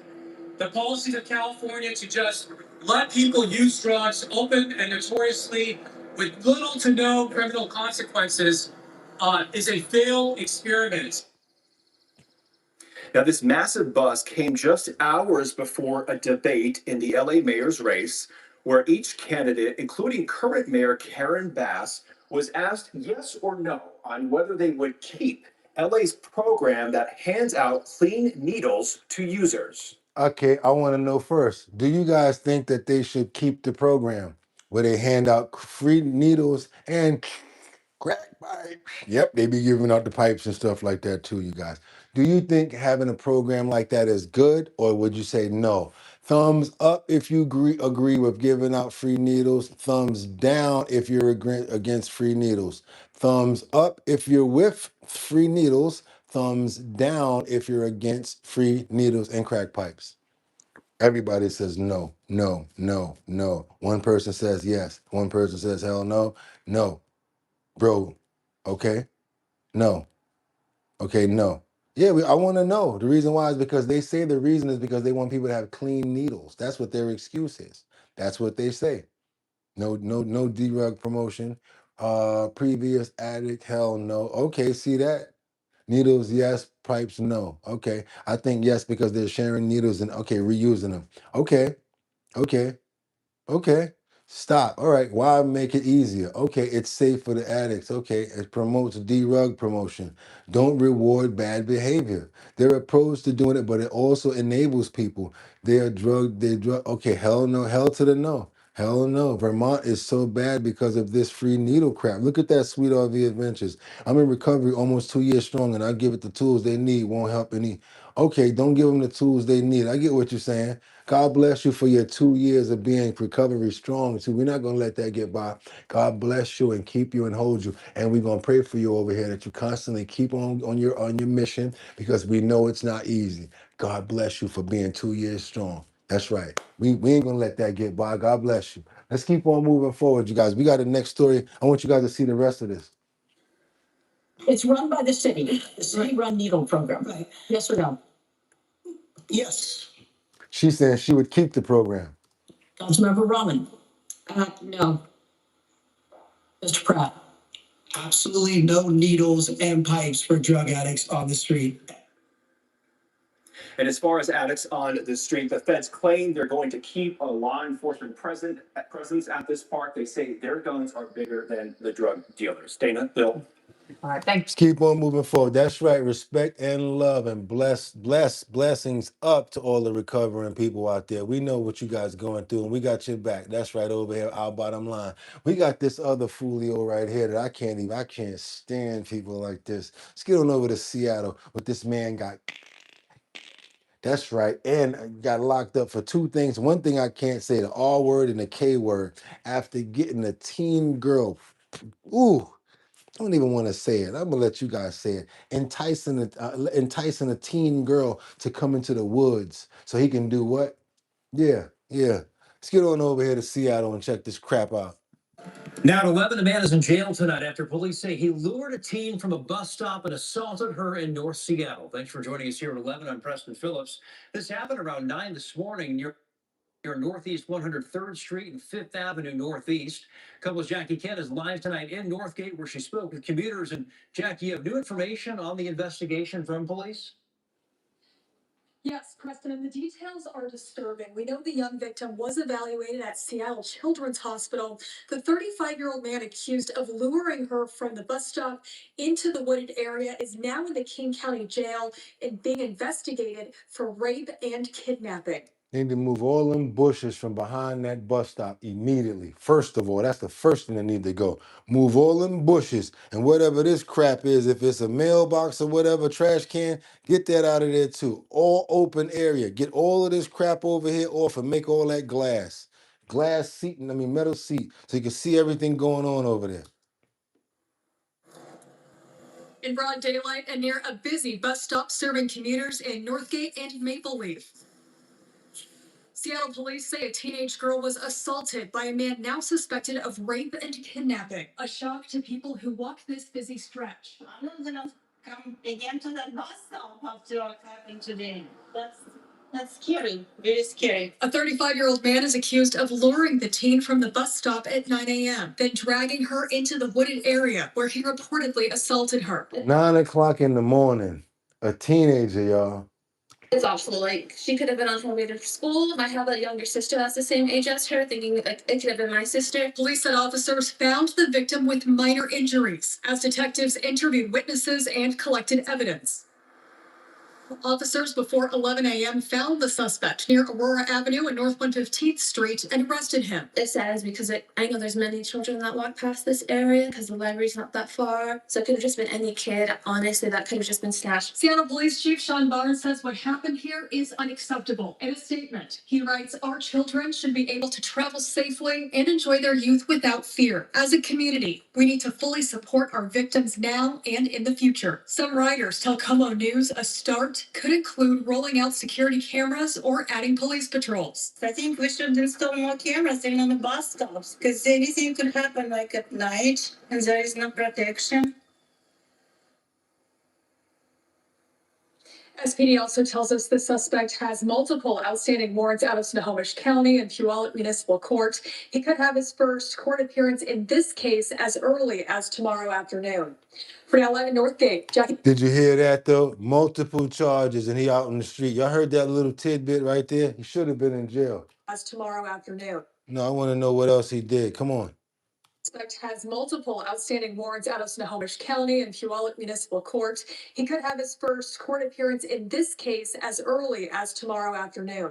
So he had warrants, and they didn't get him on the warrants. Yeah, okay. He was already out on warrants. That's crazy right there. Oh my God. Oh, you guys, I want to pray for the teenager. I want to pray for the family members. I want to pray for all teenagers that have dealt with situations like that. I know we can't always be there for our children, you guys, but when it comes down to the morning and dropping them off at school and stuff like that, I don't know. Sometimes they think that they're old enough to deal with it. Sometimes you still might want to take them and make sure that they're okay, especially when it's a young girl. Just, I don't know, stop at the bus, let the bus driver let the girl make sure that she gets on the bus, because after seeing stuff like that, it makes me very much more cautious about little girls, little boys, everybody going to the bus stop by themselves. And that was 9 o'clock in the morning, Lord. I want to pray for security for our children, and please cover them and watch over them. Amen. Let's keep on going, you guys. Let's go. Let's go. What we got over here? We got a teenager that gets thrown behind bars after a jury seals his fate. Let's get on over to Florida, you guys. That was terrible right there. Let's get on over to this story about right here. Not small.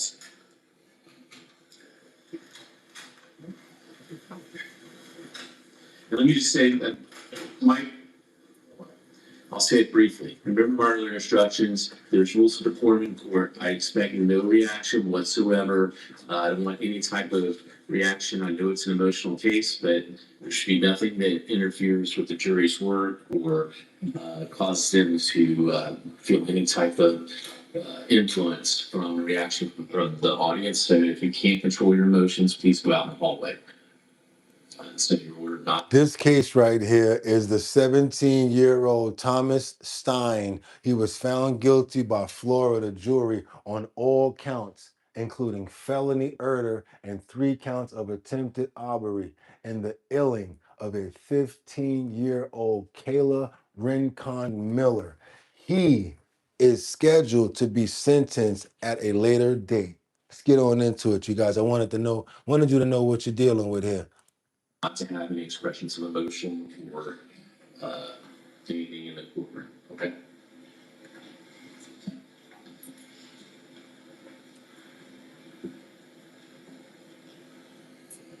$15-year-old.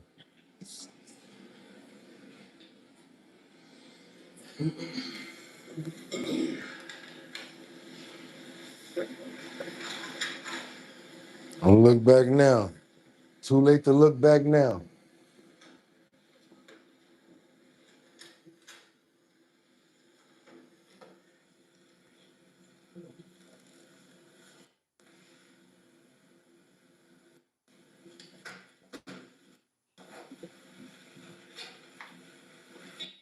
You have reached a verdict, is that correct? Yeah. Is juror 337, are you the foreperson? I am. If you pass the verdict for today. Sure, thank you.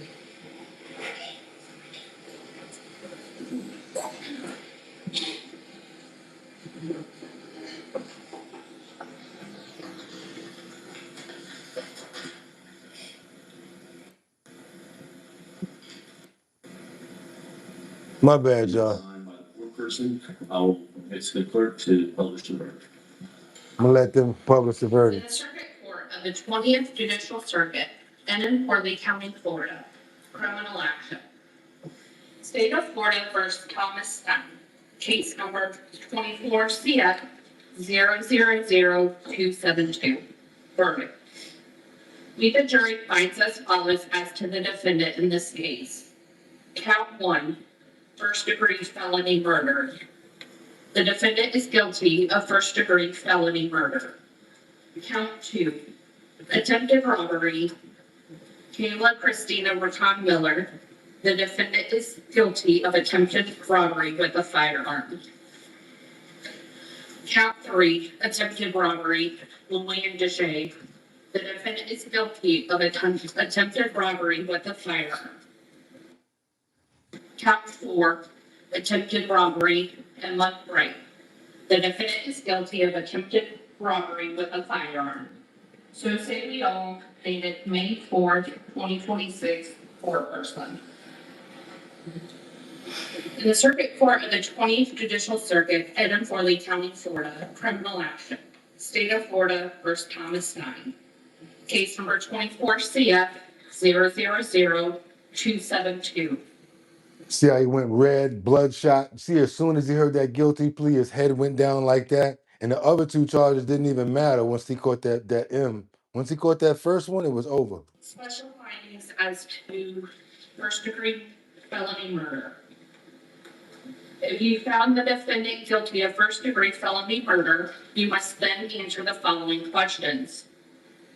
Do you unanimously find beyond reasonable doubt that the defendant actually killed, intended to kill, or attempted to kill Kayla Christina Raton Miller?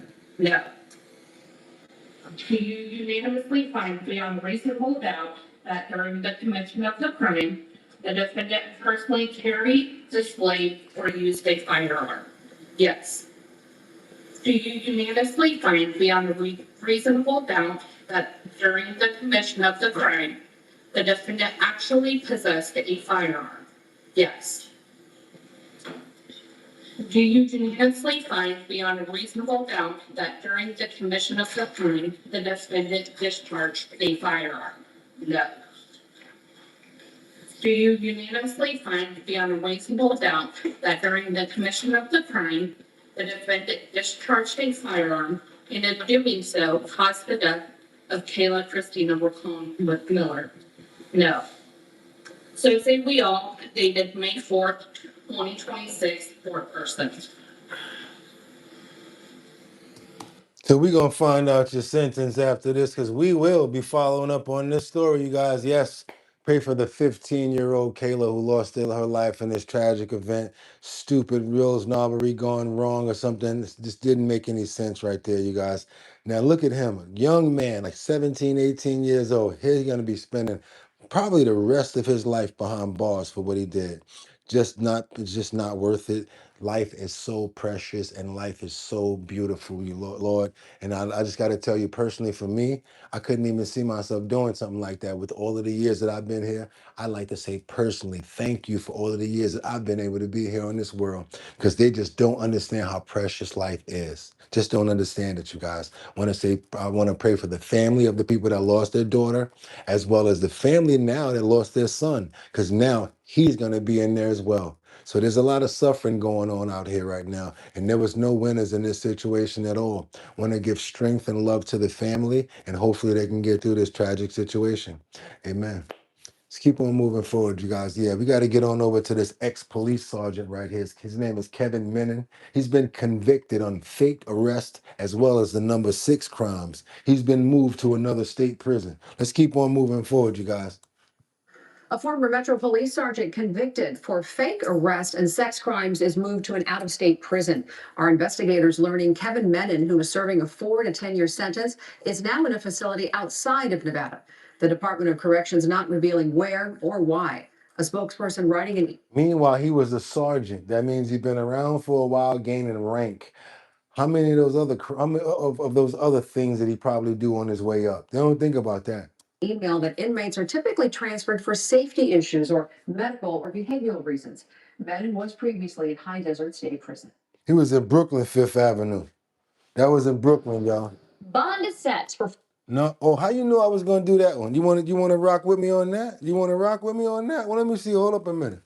Because I mean, I know you've been thirsty to put that up there, because I was gonna do it anyway. Let me see if you got some other content that we don't got. But let me start with mine. Let's go. Because yes, Kodak. That's right, you guys. Baby, give me superstars.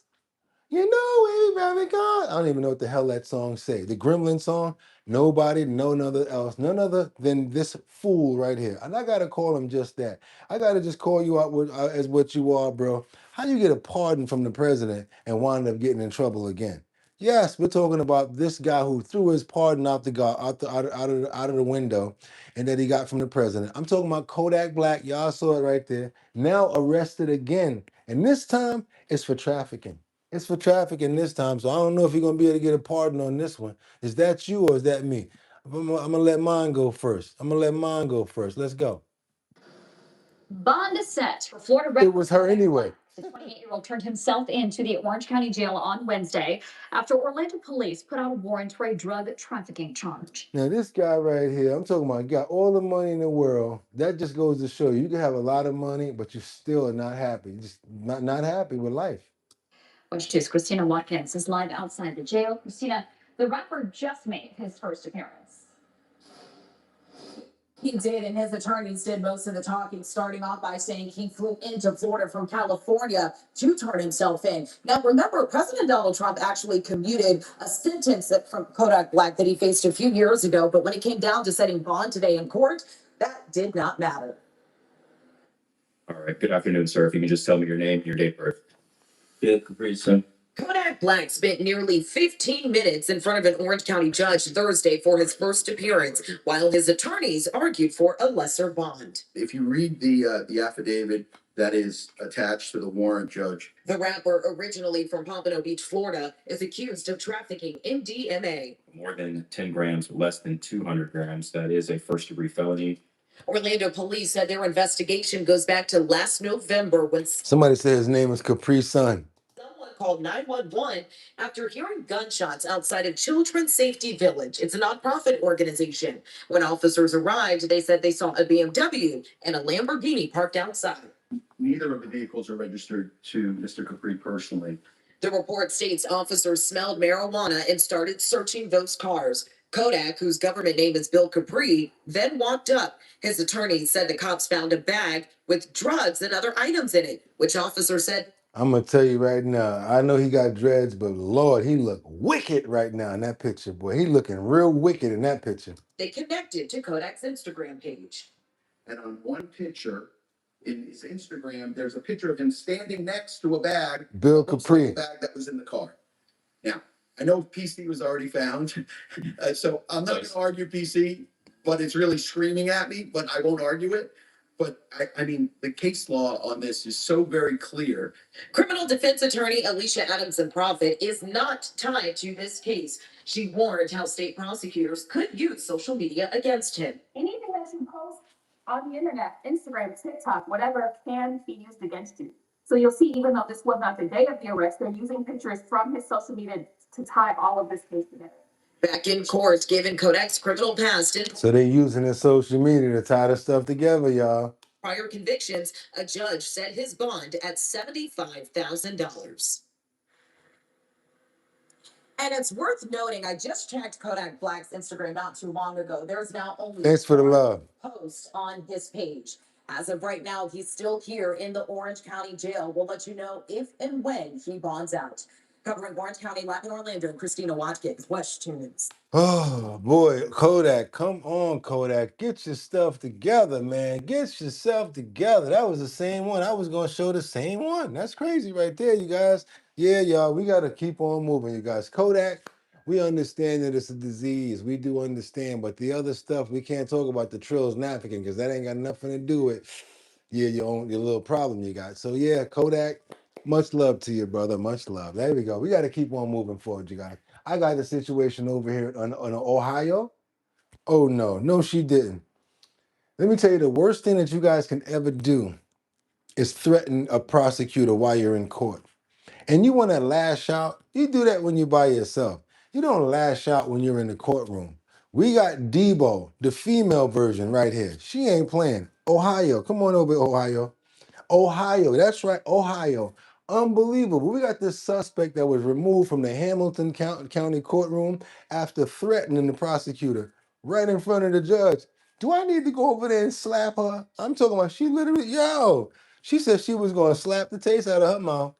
Led screaming from the courtroom today, threatening prosecutors as she was restrained. So Aisha Harris was in court accused of leading police on this high-speed chase and injuring officers in just a bizarre crash. WLWT News 5's Brian Hamrick was the only reporter. Aisha, come on up here. Look at what Aisha did. Aisha, you were the girl I never had. If you was anything like this, Aisha, I don't want you. Keep her. In the courtroom today when the outburst happened. He's live tonight with the story. Hi, Brian. Yeah, Sheree, well, there was a sense that something that might happen during this hearing. The woman was having trouble maintaining her composure the entire time. Now, this was a hearing that prosecutors said she was so dangerous that she should have no chance to get bond at all. This is what happened. Can I go? You keep doing that, girl, like you weird. Can I go? I'm not sure that. Like, this shit weird. You don't object to it, that's okay. I'll be trying to put me something in my mind. I should snap at her. I really should.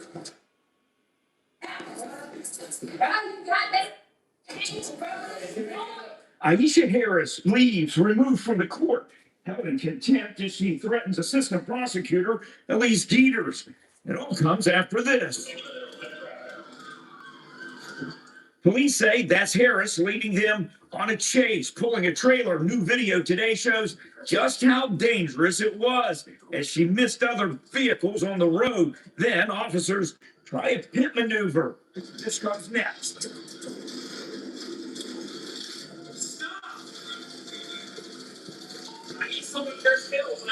He got stuck on the top of the on the top of the trailer. Now his car is stuck on the trailer with her driving. You can hear the desperation in the officer's voice. Then it gets worse.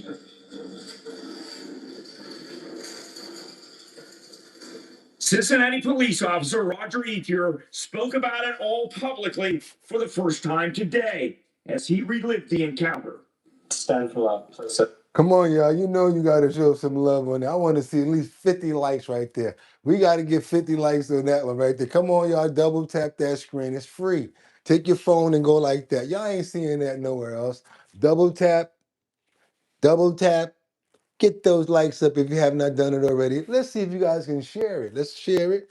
Put it in your Facebook link because people need to see craziness like this. That's right. Let's get those likes up to more people can see up. Let's get those likes up so more people can see. Come on, that gets more people involved in seeing what's going on over here. I know we can do better than the likes that we got now. We're doing our thing. Let's keep on going. Let's go.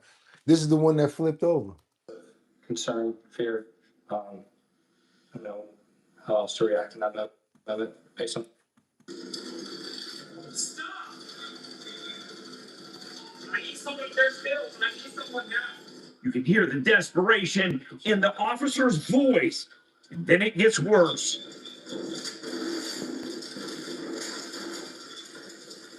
Cincinnati police officer Roger Ethier spoke about it all publicly for the first time today. He got stuck. Stand for love. Concern, fear, you know, how else to react in that moment based on those emotions. Having considered all the factors, the court is going to issue no bond. Yeah, so how did it all get here? Well, after that pursuit, Harris was arrested. She was given bond. She got out. She cut the ankle bracelet off, according to prosecutors, took off. They located her in Georgia. They had to bring her back. And today, she was back trying unsuccessfully to get bond again. Reporting live, Brian Hemrick, WLWT News 5. Yeah, it don't get no crazier than that. Boy, they had to go get her. Thank you so much, Kalesa, making sure you get your hookup for 2 months. Kalesa, did you get your keychain? Did you get your decal? Because if not, got to make sure that you get your decals and your stuff because, yeah, we definitely got to show love for people that have been here 3 months or longer. That's right, you guys. You know how we do it over here. And we have them. Let's see if we can talk a whole different way now. Let's see how we're going to do this. We're not doing the regular now. I gotta tell you guys, we're not doing it the regular way now. Just to let you know, how about this, you guys? We have these available. That's right. These are our bottom line keychains. They should be available under me right about now. Right up under me right now.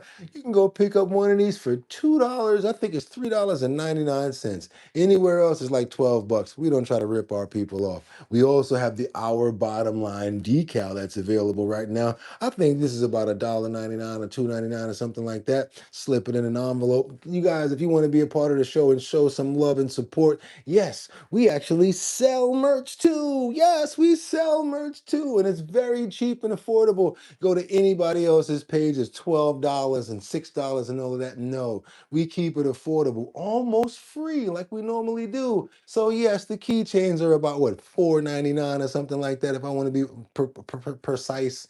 When you get it, make sure you take that blue off of there because that's the protector. And it's got the Our Bottom Line logo on there. And also, we've got the decals. There you go. We've got the decals as well. You guys check it out for Purple Sunday. Yes, we don't have any giveaway free merch today because we've already blown the load on that. We got some new merch coming in. As soon as we get some new stuff coming in, we'll be doing the promos and everything like that. But yes, we do have the stuff available. Soon as you get it, soon as you order it, it comes automatically from the company. So yeah, you don't got to worry about me when it comes down to buying the merch off of the YouTube page. But we don't really worry about that because we know it's real out there and some people just can't afford it. But sometimes what we rather you do, hit that like button, subscribe to the channel because we're here every single day. Now we got to get on over to, are we going over to this park? Because they've been bluffing about this park for a long time. Are we going to do it? Yeah, let's get on over to this park over here, MacArthur Park in Los Angeles, where gangsters and D-Rugs in MacArthur Park kind of went crazy because it was open air over there as well. Let's see what they're doing over there. Inside MacArthur Park, federal agents pounced on an fentanyl stash, houses, and gangsters behind Lee dealing at filthy MacArthur Park.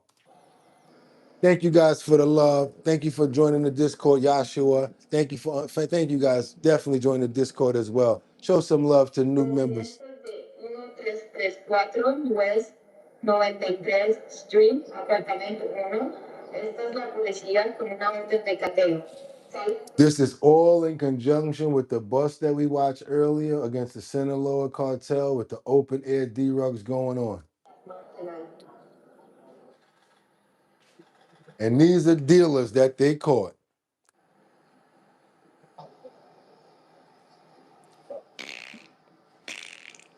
They don't got to watch their head, though. They're just being there like this. Yeah. Got him. Get him.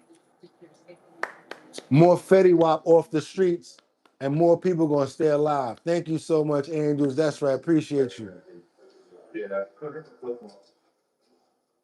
Oh, they tried to flush it, y'all. It was too late.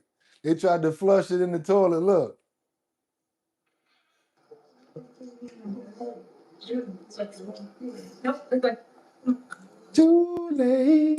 Too late, baby, bye-bye.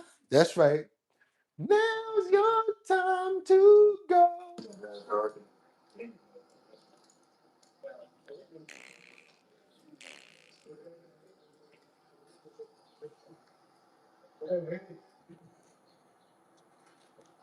The walk of shame. Silver bracelets. Silver bracelets. They're one size fits all for everybody.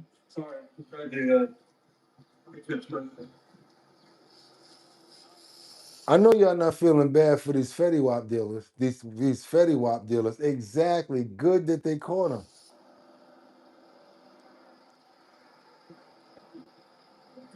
them. So girls, you want to have yourself a guy that's making a whole bunch of money. Oh yeah, but he make a lot of money. I'm going to hang out at his house. And just that one particular day, you go roll up over there, you get that knock on the door, knock, knock, knock. And they're like, wait a minute, who's that out there? But I ain't have nothing to do with it. Yes, you did. Conspiracy's a mother hucker. That's right, you guys. There we go. Look at that. That was terrible. A bunch of illegals. Yeah. Talking about the cartels make them do it. No, they don't. They ain't making them do that crap. They are the other ones, the flunkies is the one that's being made to do it. The bosses, they balling. They think they doing their thing. Oh, a couple of them are probably being made to do it, but not the majority. That's right, not the majority. Let's keep on moving forward, you guys. We got situations going on now in Chicago, caught on camera. How you gonna be outside? Like, let's say I'm out there like this, y'all. Sun is shining. There's plenty of light. New day is dawn. I'm out there just jamming. You know what I'm saying? Got my little bucket out there trying to get some, you know what I'm saying? Trying to get some money, hustling. Not a sad word as a young heart is die. And then all of a sudden, somebody just come and take my whole bucket. I ain't gonna try to argue or nothing like that because I got the Bluetooth over here. Plus, if I start chasing, now they're gonna steal the Bluetooth and all the other stuff. How you guys gonna be out in the middle of the street messing with the guy trying to sing in Chicago, man? Y'all got to do better. Y'all got to do better than that. Y'all got to control your kids. But luckily, I gotta step in and say the mom did right on this one. Come on, you guys, check this situation out right here. I want you guys to see this over here real quick. Check this out. Check this out right here. The man out there like Scooby Doo. I mean, he really hitting notes and stuff. All of a sudden, this fool come and take his whole bucket. His whole bucket. That's terrible, you guys. Some people do not have no class. Let's go. You gotta teach your kids better than this. This is the perfect example of what I say. You got to teach your kids and prepare them before you let them out into the world.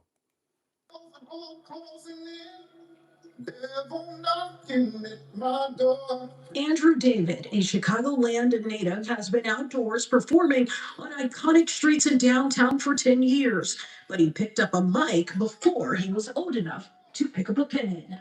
I have been singing since I was 4 years old. Before taking his talents to Michigan Avenue and State Street, Andrew David was in a place where his voice was drowned out by the sound of the train. So honestly, before I started street performing, I started subway performing.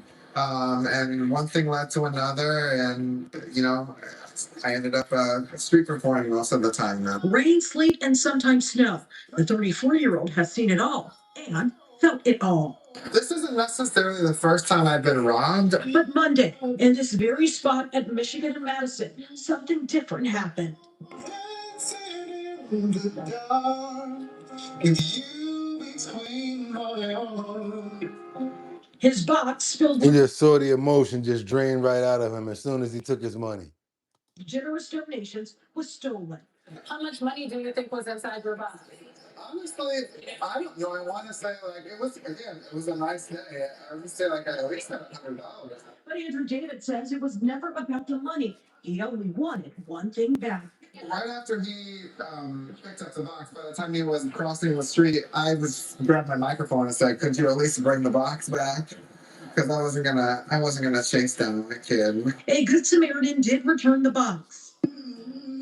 The singer records himself for social media and for his safety. He decided to rewind the video, and that's when he saw the teen looking into his box 10 minutes before it was taken. The video was posted online. The teen's high school principal and even his mother stepped in. The principal reached out. So now he's walking. You can see him. He seeing the money in the box, and he telling the two people, "I'm ready to take this money in this box right here." And they telling him no. See that, right? To me. This morning, I met with her, and that was really helpful. And that's when he saw the teen looking into his box 10 minutes before it was taken. The video was posted online. The teen's high school principal and even his mother stepped in. The principal reached out to me this morning. I met with her, and that was really helpful. His mother reached out to me, and she was really nice and, apologetic. So, hopefully there's a lesson learned at the end of the day. The money was reimbursed. But for Andrew David, the music will never stop. In a city that can take, Andrew David is choosing to give. The city's gonna break my heart. The city's gonna let me but leave me alone. The city got me chasing stars. Been a couple months since I felt like I'm home. It's fire. That dude he's dope. He can sing. I don't care about all that. I hear what you guys are saying. I understand he's definitely down with the broken wristed click. We get it. He's down with them. We understand that, but we can't take away from talent. That's one thing that we don't do over here. He would have messed around and wanted to show your talent search and been able to make boom $250. I'll tell you that. Probably would have went on and leave. Matter of fact, I probably should reach out to him and let him know that we're having it. How about that? Everybody, let me put it like this. Sometimes it's funny, sometimes it ain't. And I understand what you guys are doing right now because, I try to have fun sometimes, but sometimes we got to give people a pass. Another thing I give people a pass on is when you guys can have your own preference. You guys can like what you like. And guess what? As long as you don't come on to me like that and mess with me, we cool. We good. We got no problems or nothing like that. So yes, I might joke around about it, but when it comes down to real stuff and real work and real ethic, I gotta say something. That boy could sing. You should have said he done did this to me. The shit, he felt that pain in there, boy. And I tell you one thing, he don't sing like he down with the broken wristed click, do he? Gotta give props where it's due. That's how we do things around here. Give props and respect where it's due. Let's keep keep on moving forward, you guys. We got to get on over to Long Island Hospital. We got good news. Good news. Twin doctors. Imagine if you a mother and you're like, I had some twins, and you say, I want both of my kids to be doctors, and they twins. How would you feel about if both of your boys did exactly what you wanted them to do and came to fruition? And not only that, they performed surgeries together. And I think this is a very unique situation. Because when they said that they do surgeries together, they said things like, I understand his movements and his body motions. It takes you a long time to work with somebody to learn a person like that. But if it's your brother, can you guys imagine how good they work with each other and the benefit of the patients because of these two working together? This is a phenomenal story right here, you guys. I love it. I'm glad to be the one to bring it to you guys. That's right. Good news. Twin doctors fulfill their mother's dream at the same hospital, Northwell, Long Island, Jewish Forest Hills. If you think you're seeing double at this New York hospital, it's not your eyes. I'm Dr. Chang, the cardiologist. Dr. Chang, I'll be your anesthesiologist today. That's Dr. Andre Chang and his identical twin, Sandre, both physicians at Long Island Jewish Forest Hills Hospital. Proud because they're fulfilling a dream, their mother's dream, to become a doctor, which came to her when Andre was very sick. I thought he was going to die. So in that instant, I said, I have to be a doctor. Claudia raised the boys in Jamaica until they were 2 before she came to the U.S. to become a pediatrician, sending the kids to Hong Kong to live with their grandmother. I realized that what I came here for wasn't so easy to achieve. It would take me maybe 10 years or more.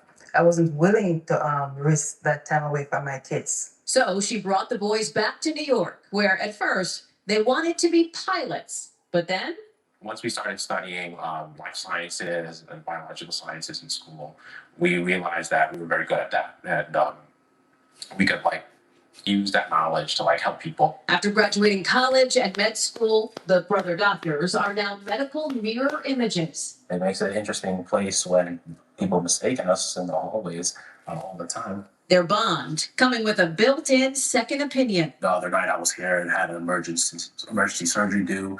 I was like, I need to know about something about this pacemaker. I can call him at 1 a.m., 12 a.m. and he'll be there to answer my questions. I understand his body language and even the nonverbal cues work together all our lives. It just makes it easier for me. Raised side by side, they now heal together, turning their mother's dream into a living legacy. That was always my wish and my dream, is to see my kids succeed. I'm sure she's proud of us. You got people in the comments that's like, I know people can't believe that that's her mother, that's their mother, because how young she look, right? We worked hard. She worked hard and sacrificed so that we had the opportunity. We thank you for watching, and remember, stay updated on break. Yeah, you guys, come on now, double tap that screen, get those likes up. If you have not subscribed to Our Bottom Line, I'm just going to ask you guys right now, what are you waiting for? We do this every single day. I'm going to tell you, we blessed to be able to do it. It ain't easy finding this content. I'm going to tell you guys, this is not easy to make it flow this way, to do what we do. That's why we #1, and we know it. Y'all can keep on playing around for the couple of days where y'all got us on this crap or whatever like that. But when we step up, we still gonna be who we are, because you can't take it away. You can't. You try to suppress, but I'm still Maximus. Ha ha! Throw me down with the gladiators. I'm still gonna make it back. Why? Because it's got to be here in order to really achieve something. You got to have it in your heart. And it's au natural over here, baby. It's au natural over here. Let's get on over to something that we talked about yesterday. Mr. Heimlich. That's right, you guys. I believe that every single person here needs to learn the Heimlich maneuver. I will start today with adults. Moving forward, we will go into children. Past that, we're going to get into babies. Every single person, every walk of life, I believe, needs to learn the Heimlich maneuver. You never know when you have to save someone's life, especially when there's a fishbone or blockage or something like that, like we watched yesterday. That one lemon drop that the boy, that little young boy ate and followed it up with some water. I do believe that somebody's going to possibly need it somewhere. And I'd rather you understand it and know it than not know it. Thank you so much, Jack. I really appreciate you because it lets me know that I'm working and I'm still doing what I got to do and bringing you guys good content. Let's keep on moving forward. That's him right there. Sometimes you got to go back in order to understand the future. We have how Dr. Heimlich created his maneuver. This is him still alive, you guys, at 90 years old. Dr. Heimlich. I don't know how old he was in this one, but he about 10 years ago, we still got a video from him at 90. Can you quickly tell us how you came up with this maneuver to save someone from choking? Well, we have in Cincinnati the Heimlich Institute, which is a nonprofit research institute. We devise many medical things, and we believe that you can solve many seemingly complex problems with direct, simple methods. Now, for example, the Red Cross was teaching for many years that when a person is choking on food, you hit them on the back, you do a back slap, or you put the finger in the throat and try to get the object out. In both instances, the object was being pushed tighter into the throat and causing death when there was a partial obstruction. So the simple solution was, how do you always drive the object away from the lung and toward the mouth? And as a chest surgeon, I knew if you pushed up on the diaphragm and compressed the lungs, it would act like a bellows and blow the object out. And then I had to do some research. And how did it get famous? How did we all get to know it? It really got famous by saving lives. There were articles. You began to teach it, articles appeared about it. Articles appeared about it, and as a life was saved, it caught the public's imagination. Would you say that most people know how to do it now? I would say most people in the world. I've gone to China and seen posters in Chinese. Certainly restaurant people. Restaurant people by law in many, many states. Know how to do it. They have to know how to do it. Can you? I love to do this. I like going back and bringing it back from then and then bringing it back up. I do not like just going right to things. I never believed in that. I always believe in giving a proper due and showing the right people their respect. So now we understand what we're talking about. They've changed the name after a while. Thanks for the 300. We're at 300, you guys. Can we do 4? Let's be greedy and see if we can do 4. I know we can do 400. It's Friday. What else we doing? Let's get it up to 400. You guys do it. If you guys get it up to 400, I might have some big drip t-shirts in there I might be mailing out. Yeah, some t-shirts for the summer. Nice white t-shirt with a big drip on it. If we can get up to 500, I might just pick 3 people to send some big drip t-shirts to. You know what? Why not? Let's send out some big drip t-shirts right now. I got a whole bunch of big drip promo tees in there. You guys get it up to 500, I'm sending out. Let's do 5 big drip t-shirts. All sizes don't matter because we got them all. Don't even matter. Let's go. And I think I owe my homegirl a sweatshirt. Oh, I got a mean sweatshirt for you. Oh, I can't wait till I send it to you. You're going to be like, this for me? Yes, for you. Let's get on over to really figure out how we're going to do these maneuvers, though. You know, you guys know how people do. You started off with your name, and then other people don't want to push your name, so they change it. Yeah, let's get on over here. We're going to keep it going, though. We got this situation right here called the Heimlich maneuver. What to do when an adult is choking. I'm not just going to talk about it. I want to show you guys how to do it. Show you guys where to put your hand, how to put it there, push it out. Also going to show you a couple of other areas where they're talking about leaning people over and tapping on your back, because that can be another way to free food up as well. Let's get into it, you guys. We're learning different levels of the Heimlich maneuver and how to clear obstructions overall if one doesn't work. Let's go.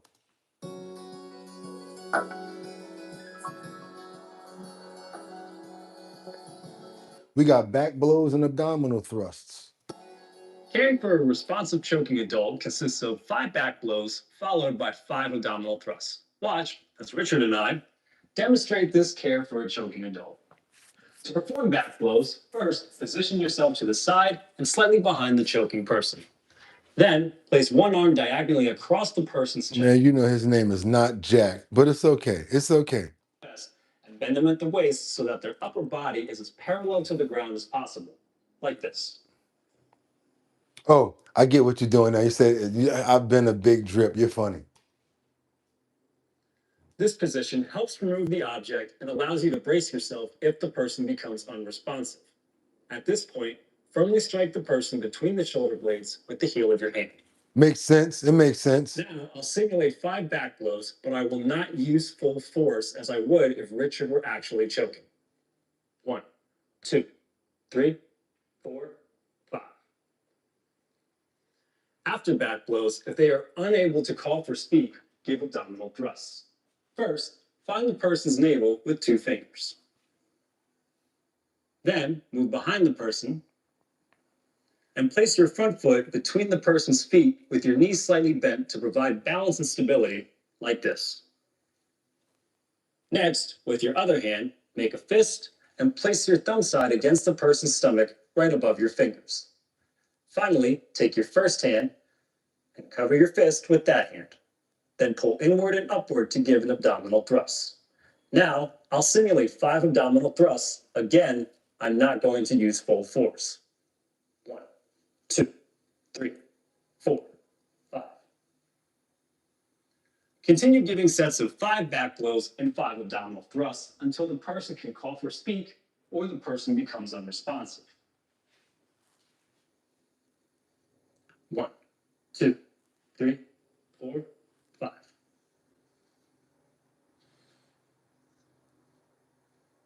1, 2, 3, 4, 5. 1. Constant, back and forth until you get it out. 5.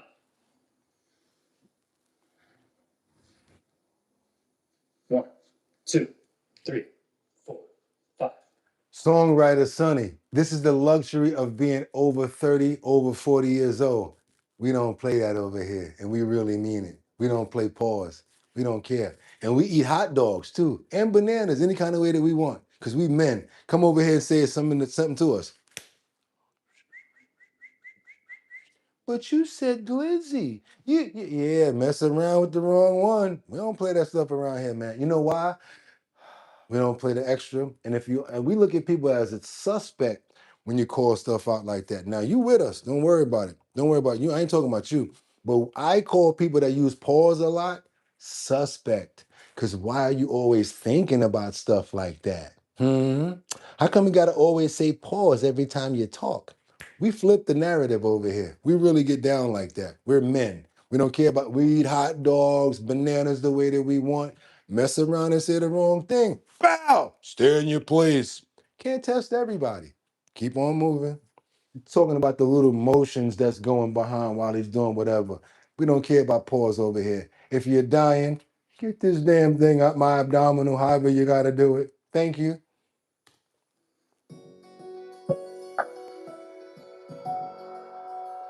If a person is pregnant, too large for you to stand behind and reach around, or if the person is in a wheelchair, you may need to give chest thrusts. Ready, Marla? Yes. To give chest thrusts for a responsive person, make a fist with one hand and place the thumb side of your fist in the center of the person's chest. Grab your fist with the other hand and give quick thrusts into the chest. 1, 2, 3, 4, 5. It is important to know that back blows, abdominal thrusts, and chest thrusts are all equally effective for responsive choking, but it may take more than one technique to clear the airway. I'm not doing that to no pregnant woman. I'm sorry, you guys. I'm sorry. Let me see something real quick.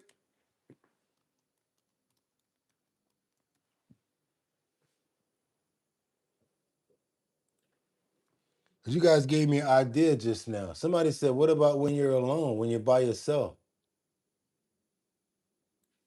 Okay, you wanted it? Let's do it. All right, Mark, so what if you're home alone and you're choking? You can do this on yourself. So people can do the Heimlich maneuver abdominal thrust on themselves. You'll find some. There's no such thing as a stupid question. There's the stupid thing is not asking the question. Thank you for asking me this. This is phenomenal because I had somebody yesterday say, what about if I'm alone? I've always been scared to eat when I'm by myself. And I strive to get you guys the content that you want. Thank you so much for doing that. I get alley-oops all the time, and I love it while we're playing the game. Thank you.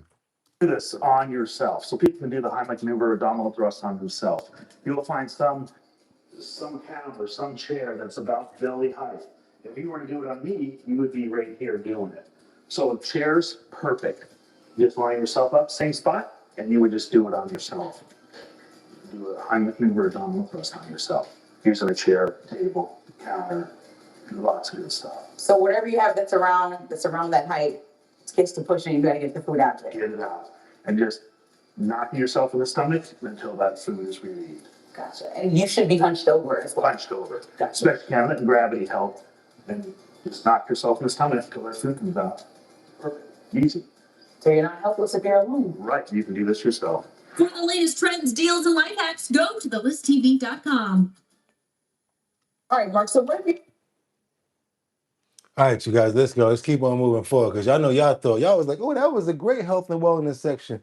Y'all don't know me very well. That was not the health and wellness section. This is the health and wellness section. What swimming actually does to your body. Y'all need to get out there and I like to move it.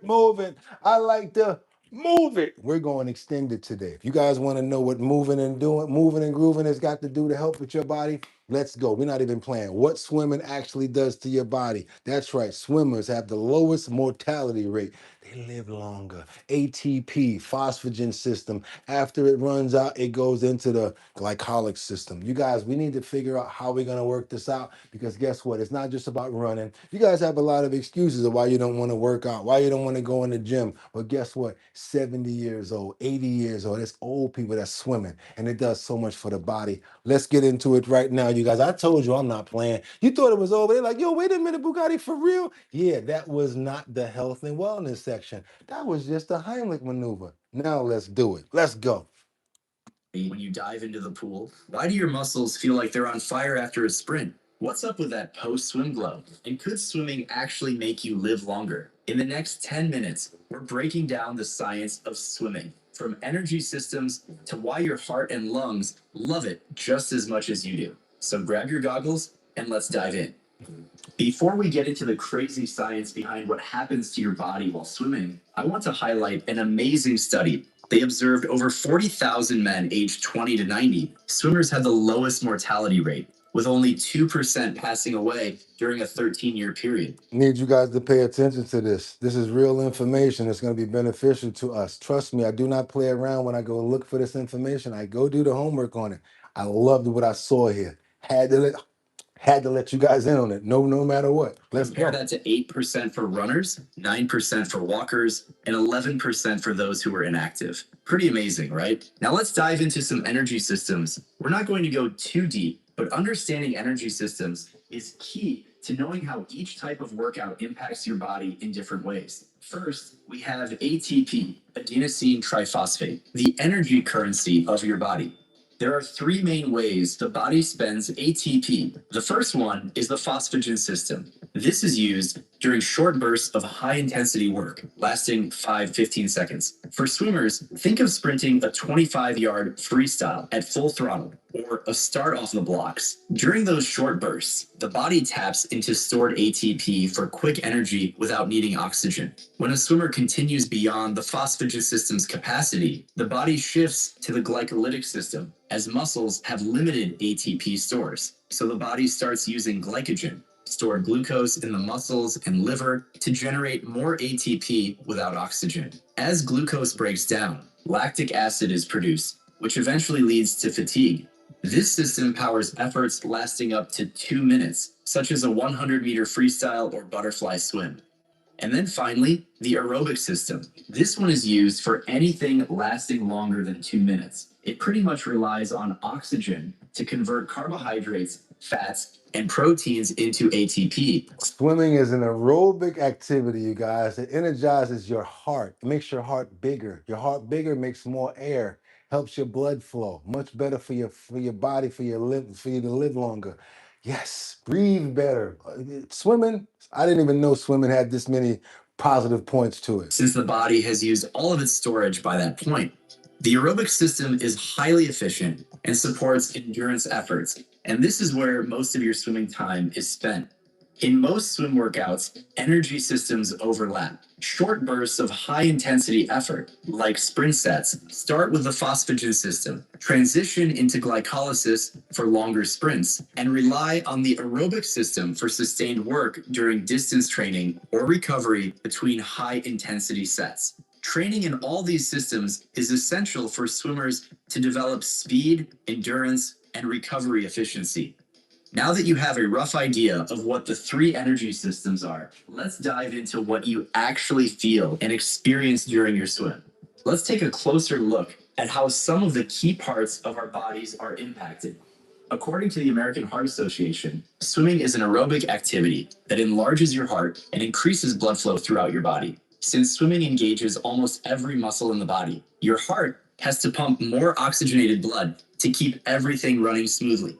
Stronger and more efficient heart muscles pump more and more blood with every beat, which means more oxygen and nutrients are delivered to your tissues, enhancing your overall stamina.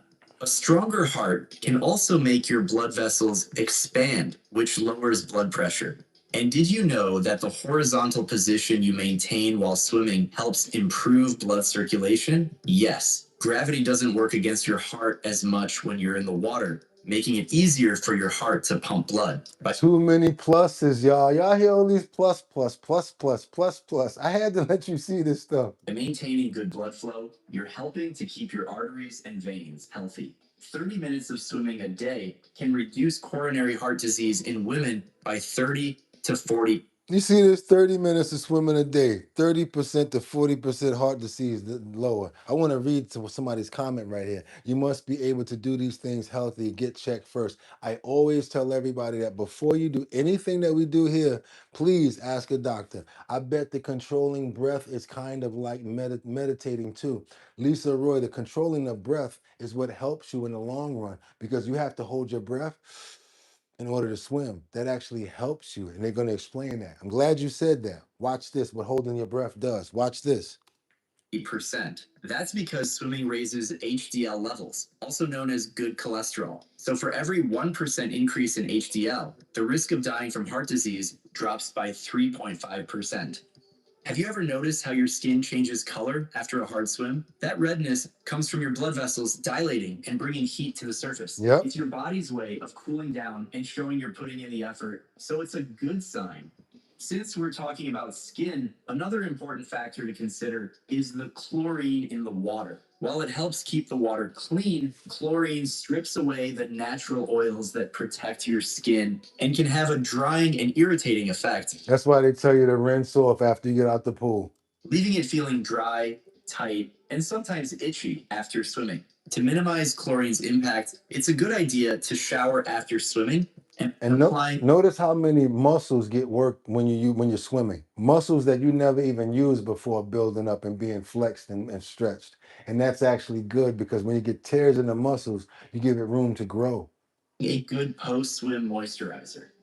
Depending on which stroke you're swimming, you're going to engage different muscles. Freestyle, for example, primarily works the deltoids, triceps, and lats, along with the core muscles to stabilize the body. Backstroke, on the other hand, focuses on the lats, hamstrings, quads, and glutes. So if you want to do your workout a different way, you can just swim a certain way. I love it. Breaststroke engages the pecs, biceps, inner thighs, and calves, while butterfly uses mainly the shoulders, chest, abs, and legs. One thing is for sure, it doesn't matter which stroke you're swimming.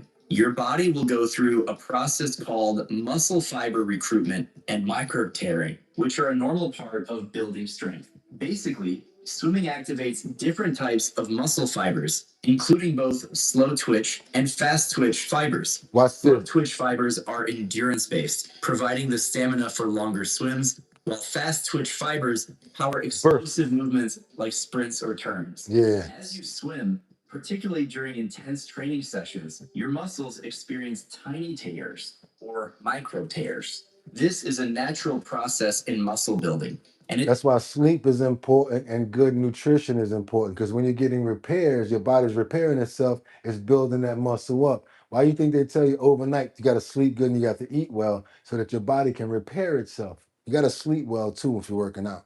It stimulates the body's repair process, which leads to muscle growth.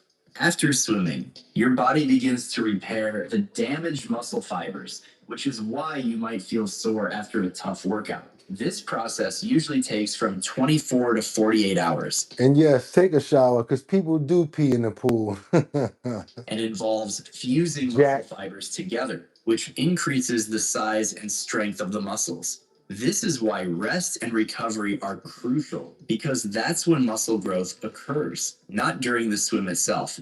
The repetitiveness of swimming also helps increase metabolic rates. I don't know if you know, but your body even burns while you're sleeping. Calories burning while you're sleeping. Meaning that the body burns more calories even at rest, further aiding in the maintenance of a healthy weight and muscle tone. Now we're going to get into your stuff, Lisa, the holding the breath.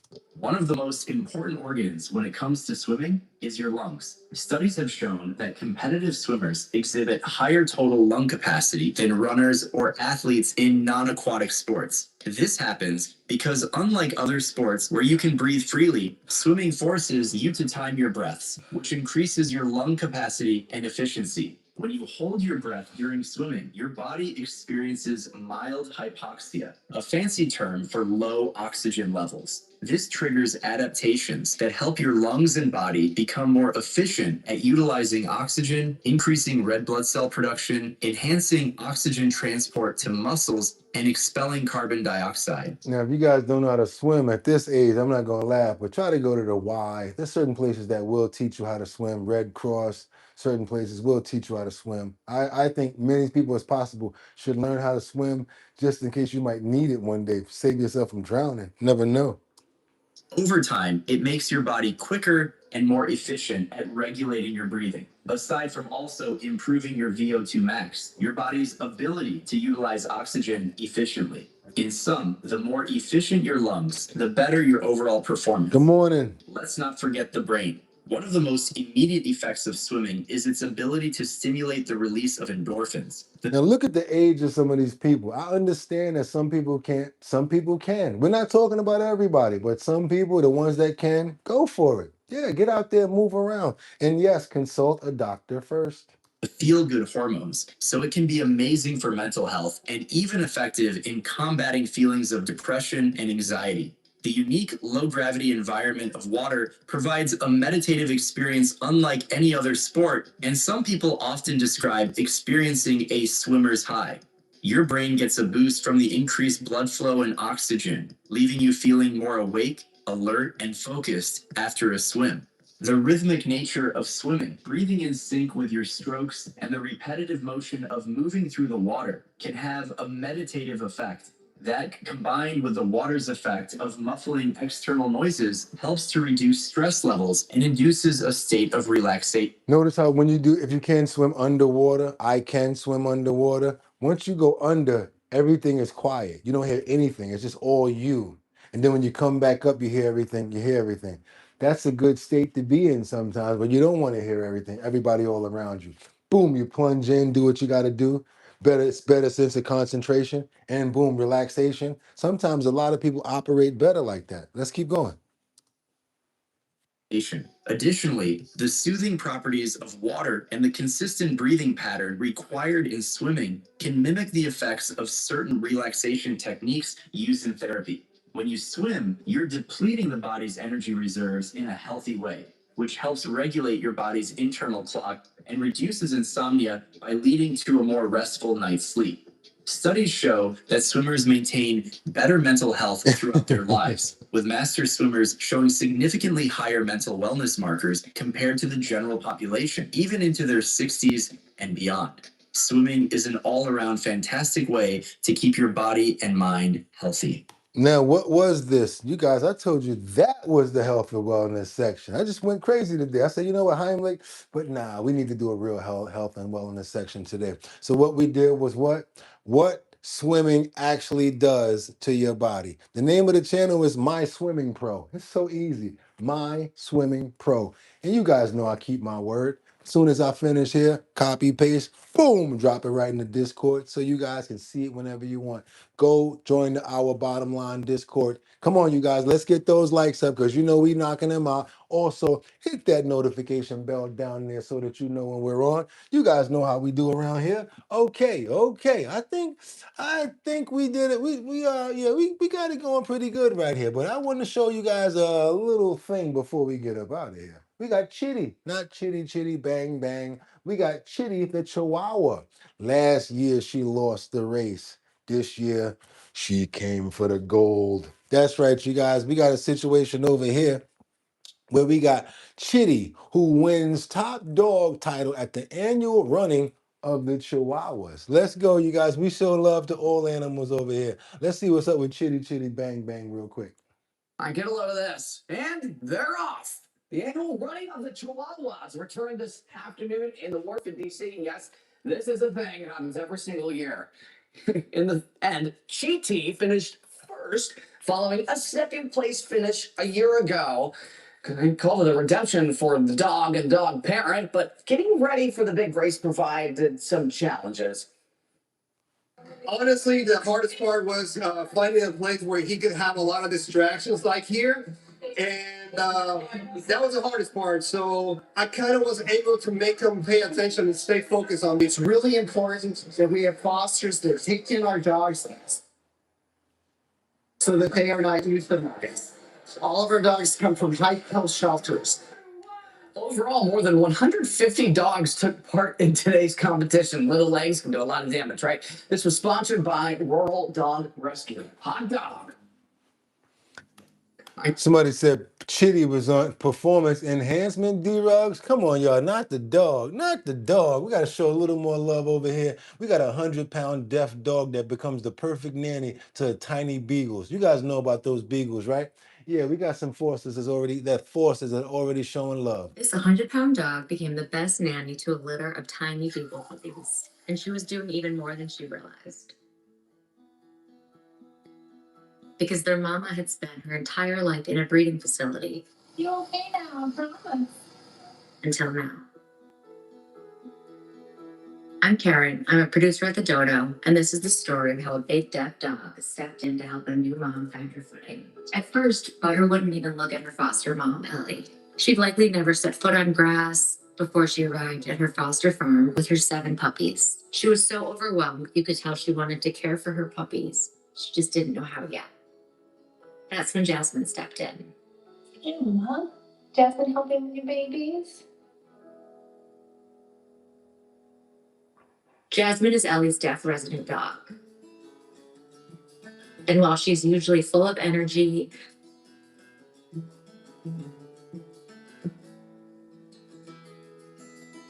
somehow with foster puppies, she just knows what to do.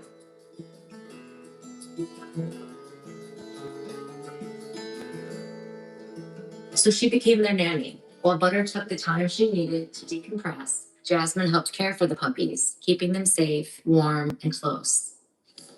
What do you think of your new role as a nanny? And teaching them how to dog. Every morning, she'd gently check on each one, making sure they were all there and ready to start the day together. Someone loves babies. She was patient and nurturing, letting them climb all over her, nibble her ears, and snuggle in close. And slowly, everything started to change. Butter began to trust. Little by little, she opened up to Ellie. Happy birthday, Popcorn. Come here. What a good girl. Thank you, Joshua. Until one day, she finally climbed into her lap. Her heart almost burst. Sometimes all a new mom needs is a little help. In the end, every single puppy found a loving home, confident and well-adjusted, thanks in part to their gentle nanny. And Butter, after some more time, she found her own forever family too. Now she gets to live the life she always deserved. Safe, loved, and finally free.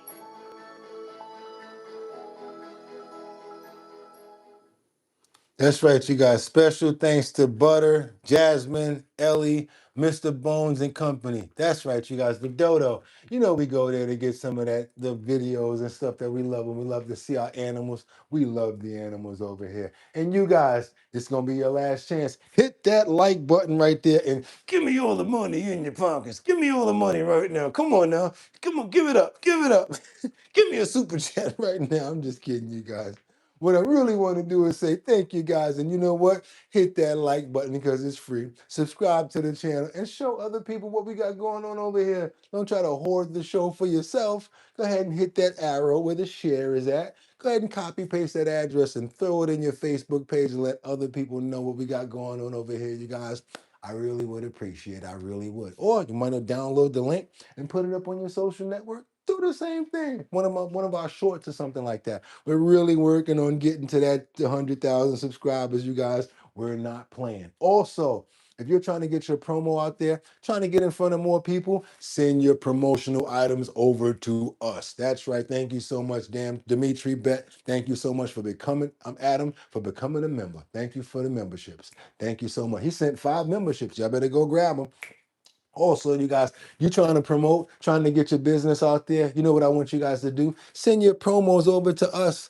Only catch is it has to be in a 1080 by 1080 size frame, and we're going to put it in a post notification over at YouTube so everybody can see it. That's right, you guys. Send your promos over to bridgethisllc at gmail.com. That is bridgethisllc at gmail.com. We also take alley oops from health and wellness. So if you guys got an idea for health and wellness or any ideas for the show, don't send me nobody else's show. You can go ahead and send me some links at bridgethisllc at gmail.com.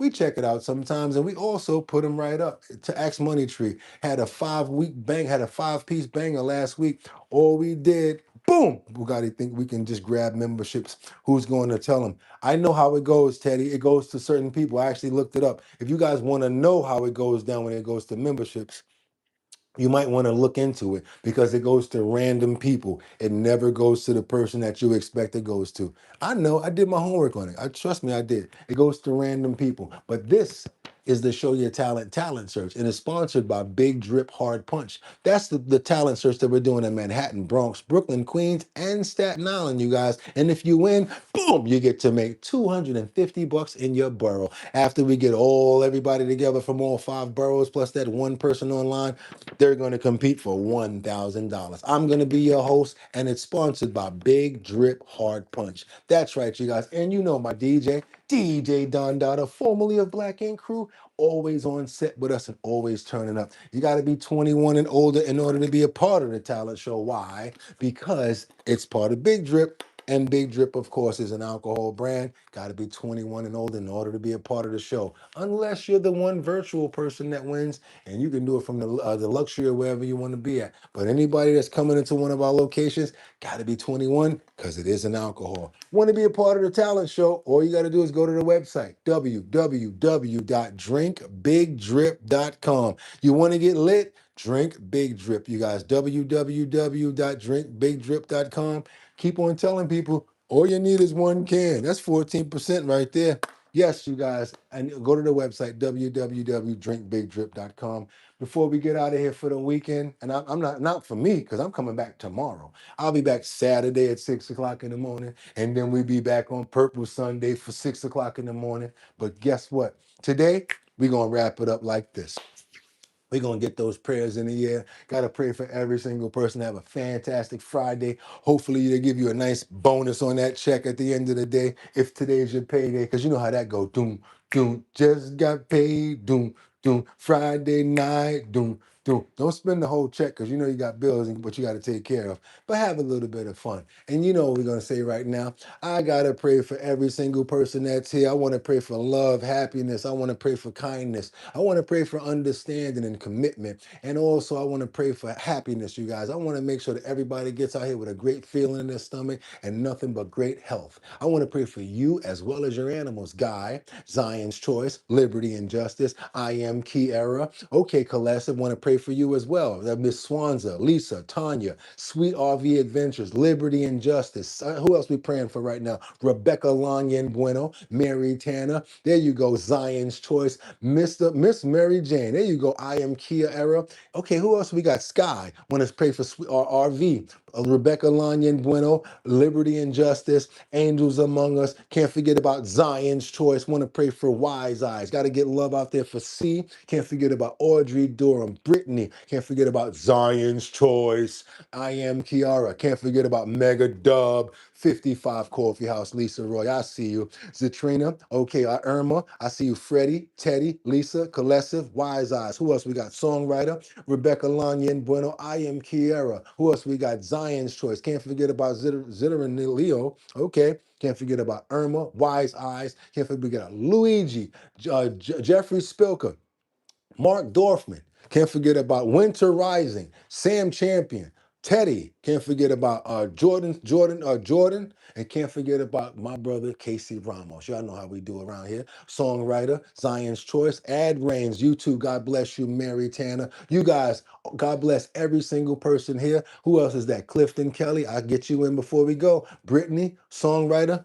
Amen. That's right, you guys. Y'all know how we do around here every single day, trending topics, current events, and much, much more. I cannot do it without you guys. I appreciate you guys. And if you're feeling, a little tippish, just in case, my Cash App is Cash App $ Boogotti Cash. That's BOOGOTTI Cash. Want to put a little bit of something on the coffee? We ain't turning down nothing, and we got some people to help out as well. So that's just to let you guys know everything that we made today will be going back to everybody that needs a little bit of help, because I have no fun if my homies can't get none. So we had a little alert coming earlier. Thank you guys, because guess what? What you gave today will help out another person. And I just want to let you guys know, I love you for that. I appreciate you guys. You don't understand one thing. When you give me the $2, the $5, and the $7, and the $8 there, and I see somebody that needs something, I feel so good about being the one to step up and help somebody. We continuously give out to shelters, no-kill shelters, and foster homes, and we look out for our family over here, you guys. We all we got. I'm gonna tell you like that. So I love the way we use our channel, and I love where we're going with it. I love for you guys to go and join the Our Bottom Line Discord. Please go and join the Discord, because we have one. We have one of the most jumpingest Discord, if that. I can't even keep up with y'all. I'm serious. I'll be like, wait a minute, boom. And I'll be feeling so bad that I can't catch some pictures and put them up. But you guys are just so active, I can't keep up with you. So just know that I love each and every one of you guys. I'm going to pop on the Discord. I might have to talk to you guys because you guys are doing so well over there. Continue to make that Discord go. Help each other out. Continue to do what you're doing. I'm seeing people helping each other out with jobs, with different setups, with situations where they're talking about shelters, as well as food banks. Please use our Discord for things like that, where we can help each other. We don't sit around and just act like we're going to do stuff. You tell me you want me to pray for you, we do it right there. Get it out the way and take care of it. If you're really going to be serious about it, do what you got to do. Y'all, take this energy from me. I love each and every one of you guys, and I can't wait to see you tomorrow, Saturday. We're going to do it like this. Damn you! You killed my master. Remember Saturday morning with the big bowl of cereal and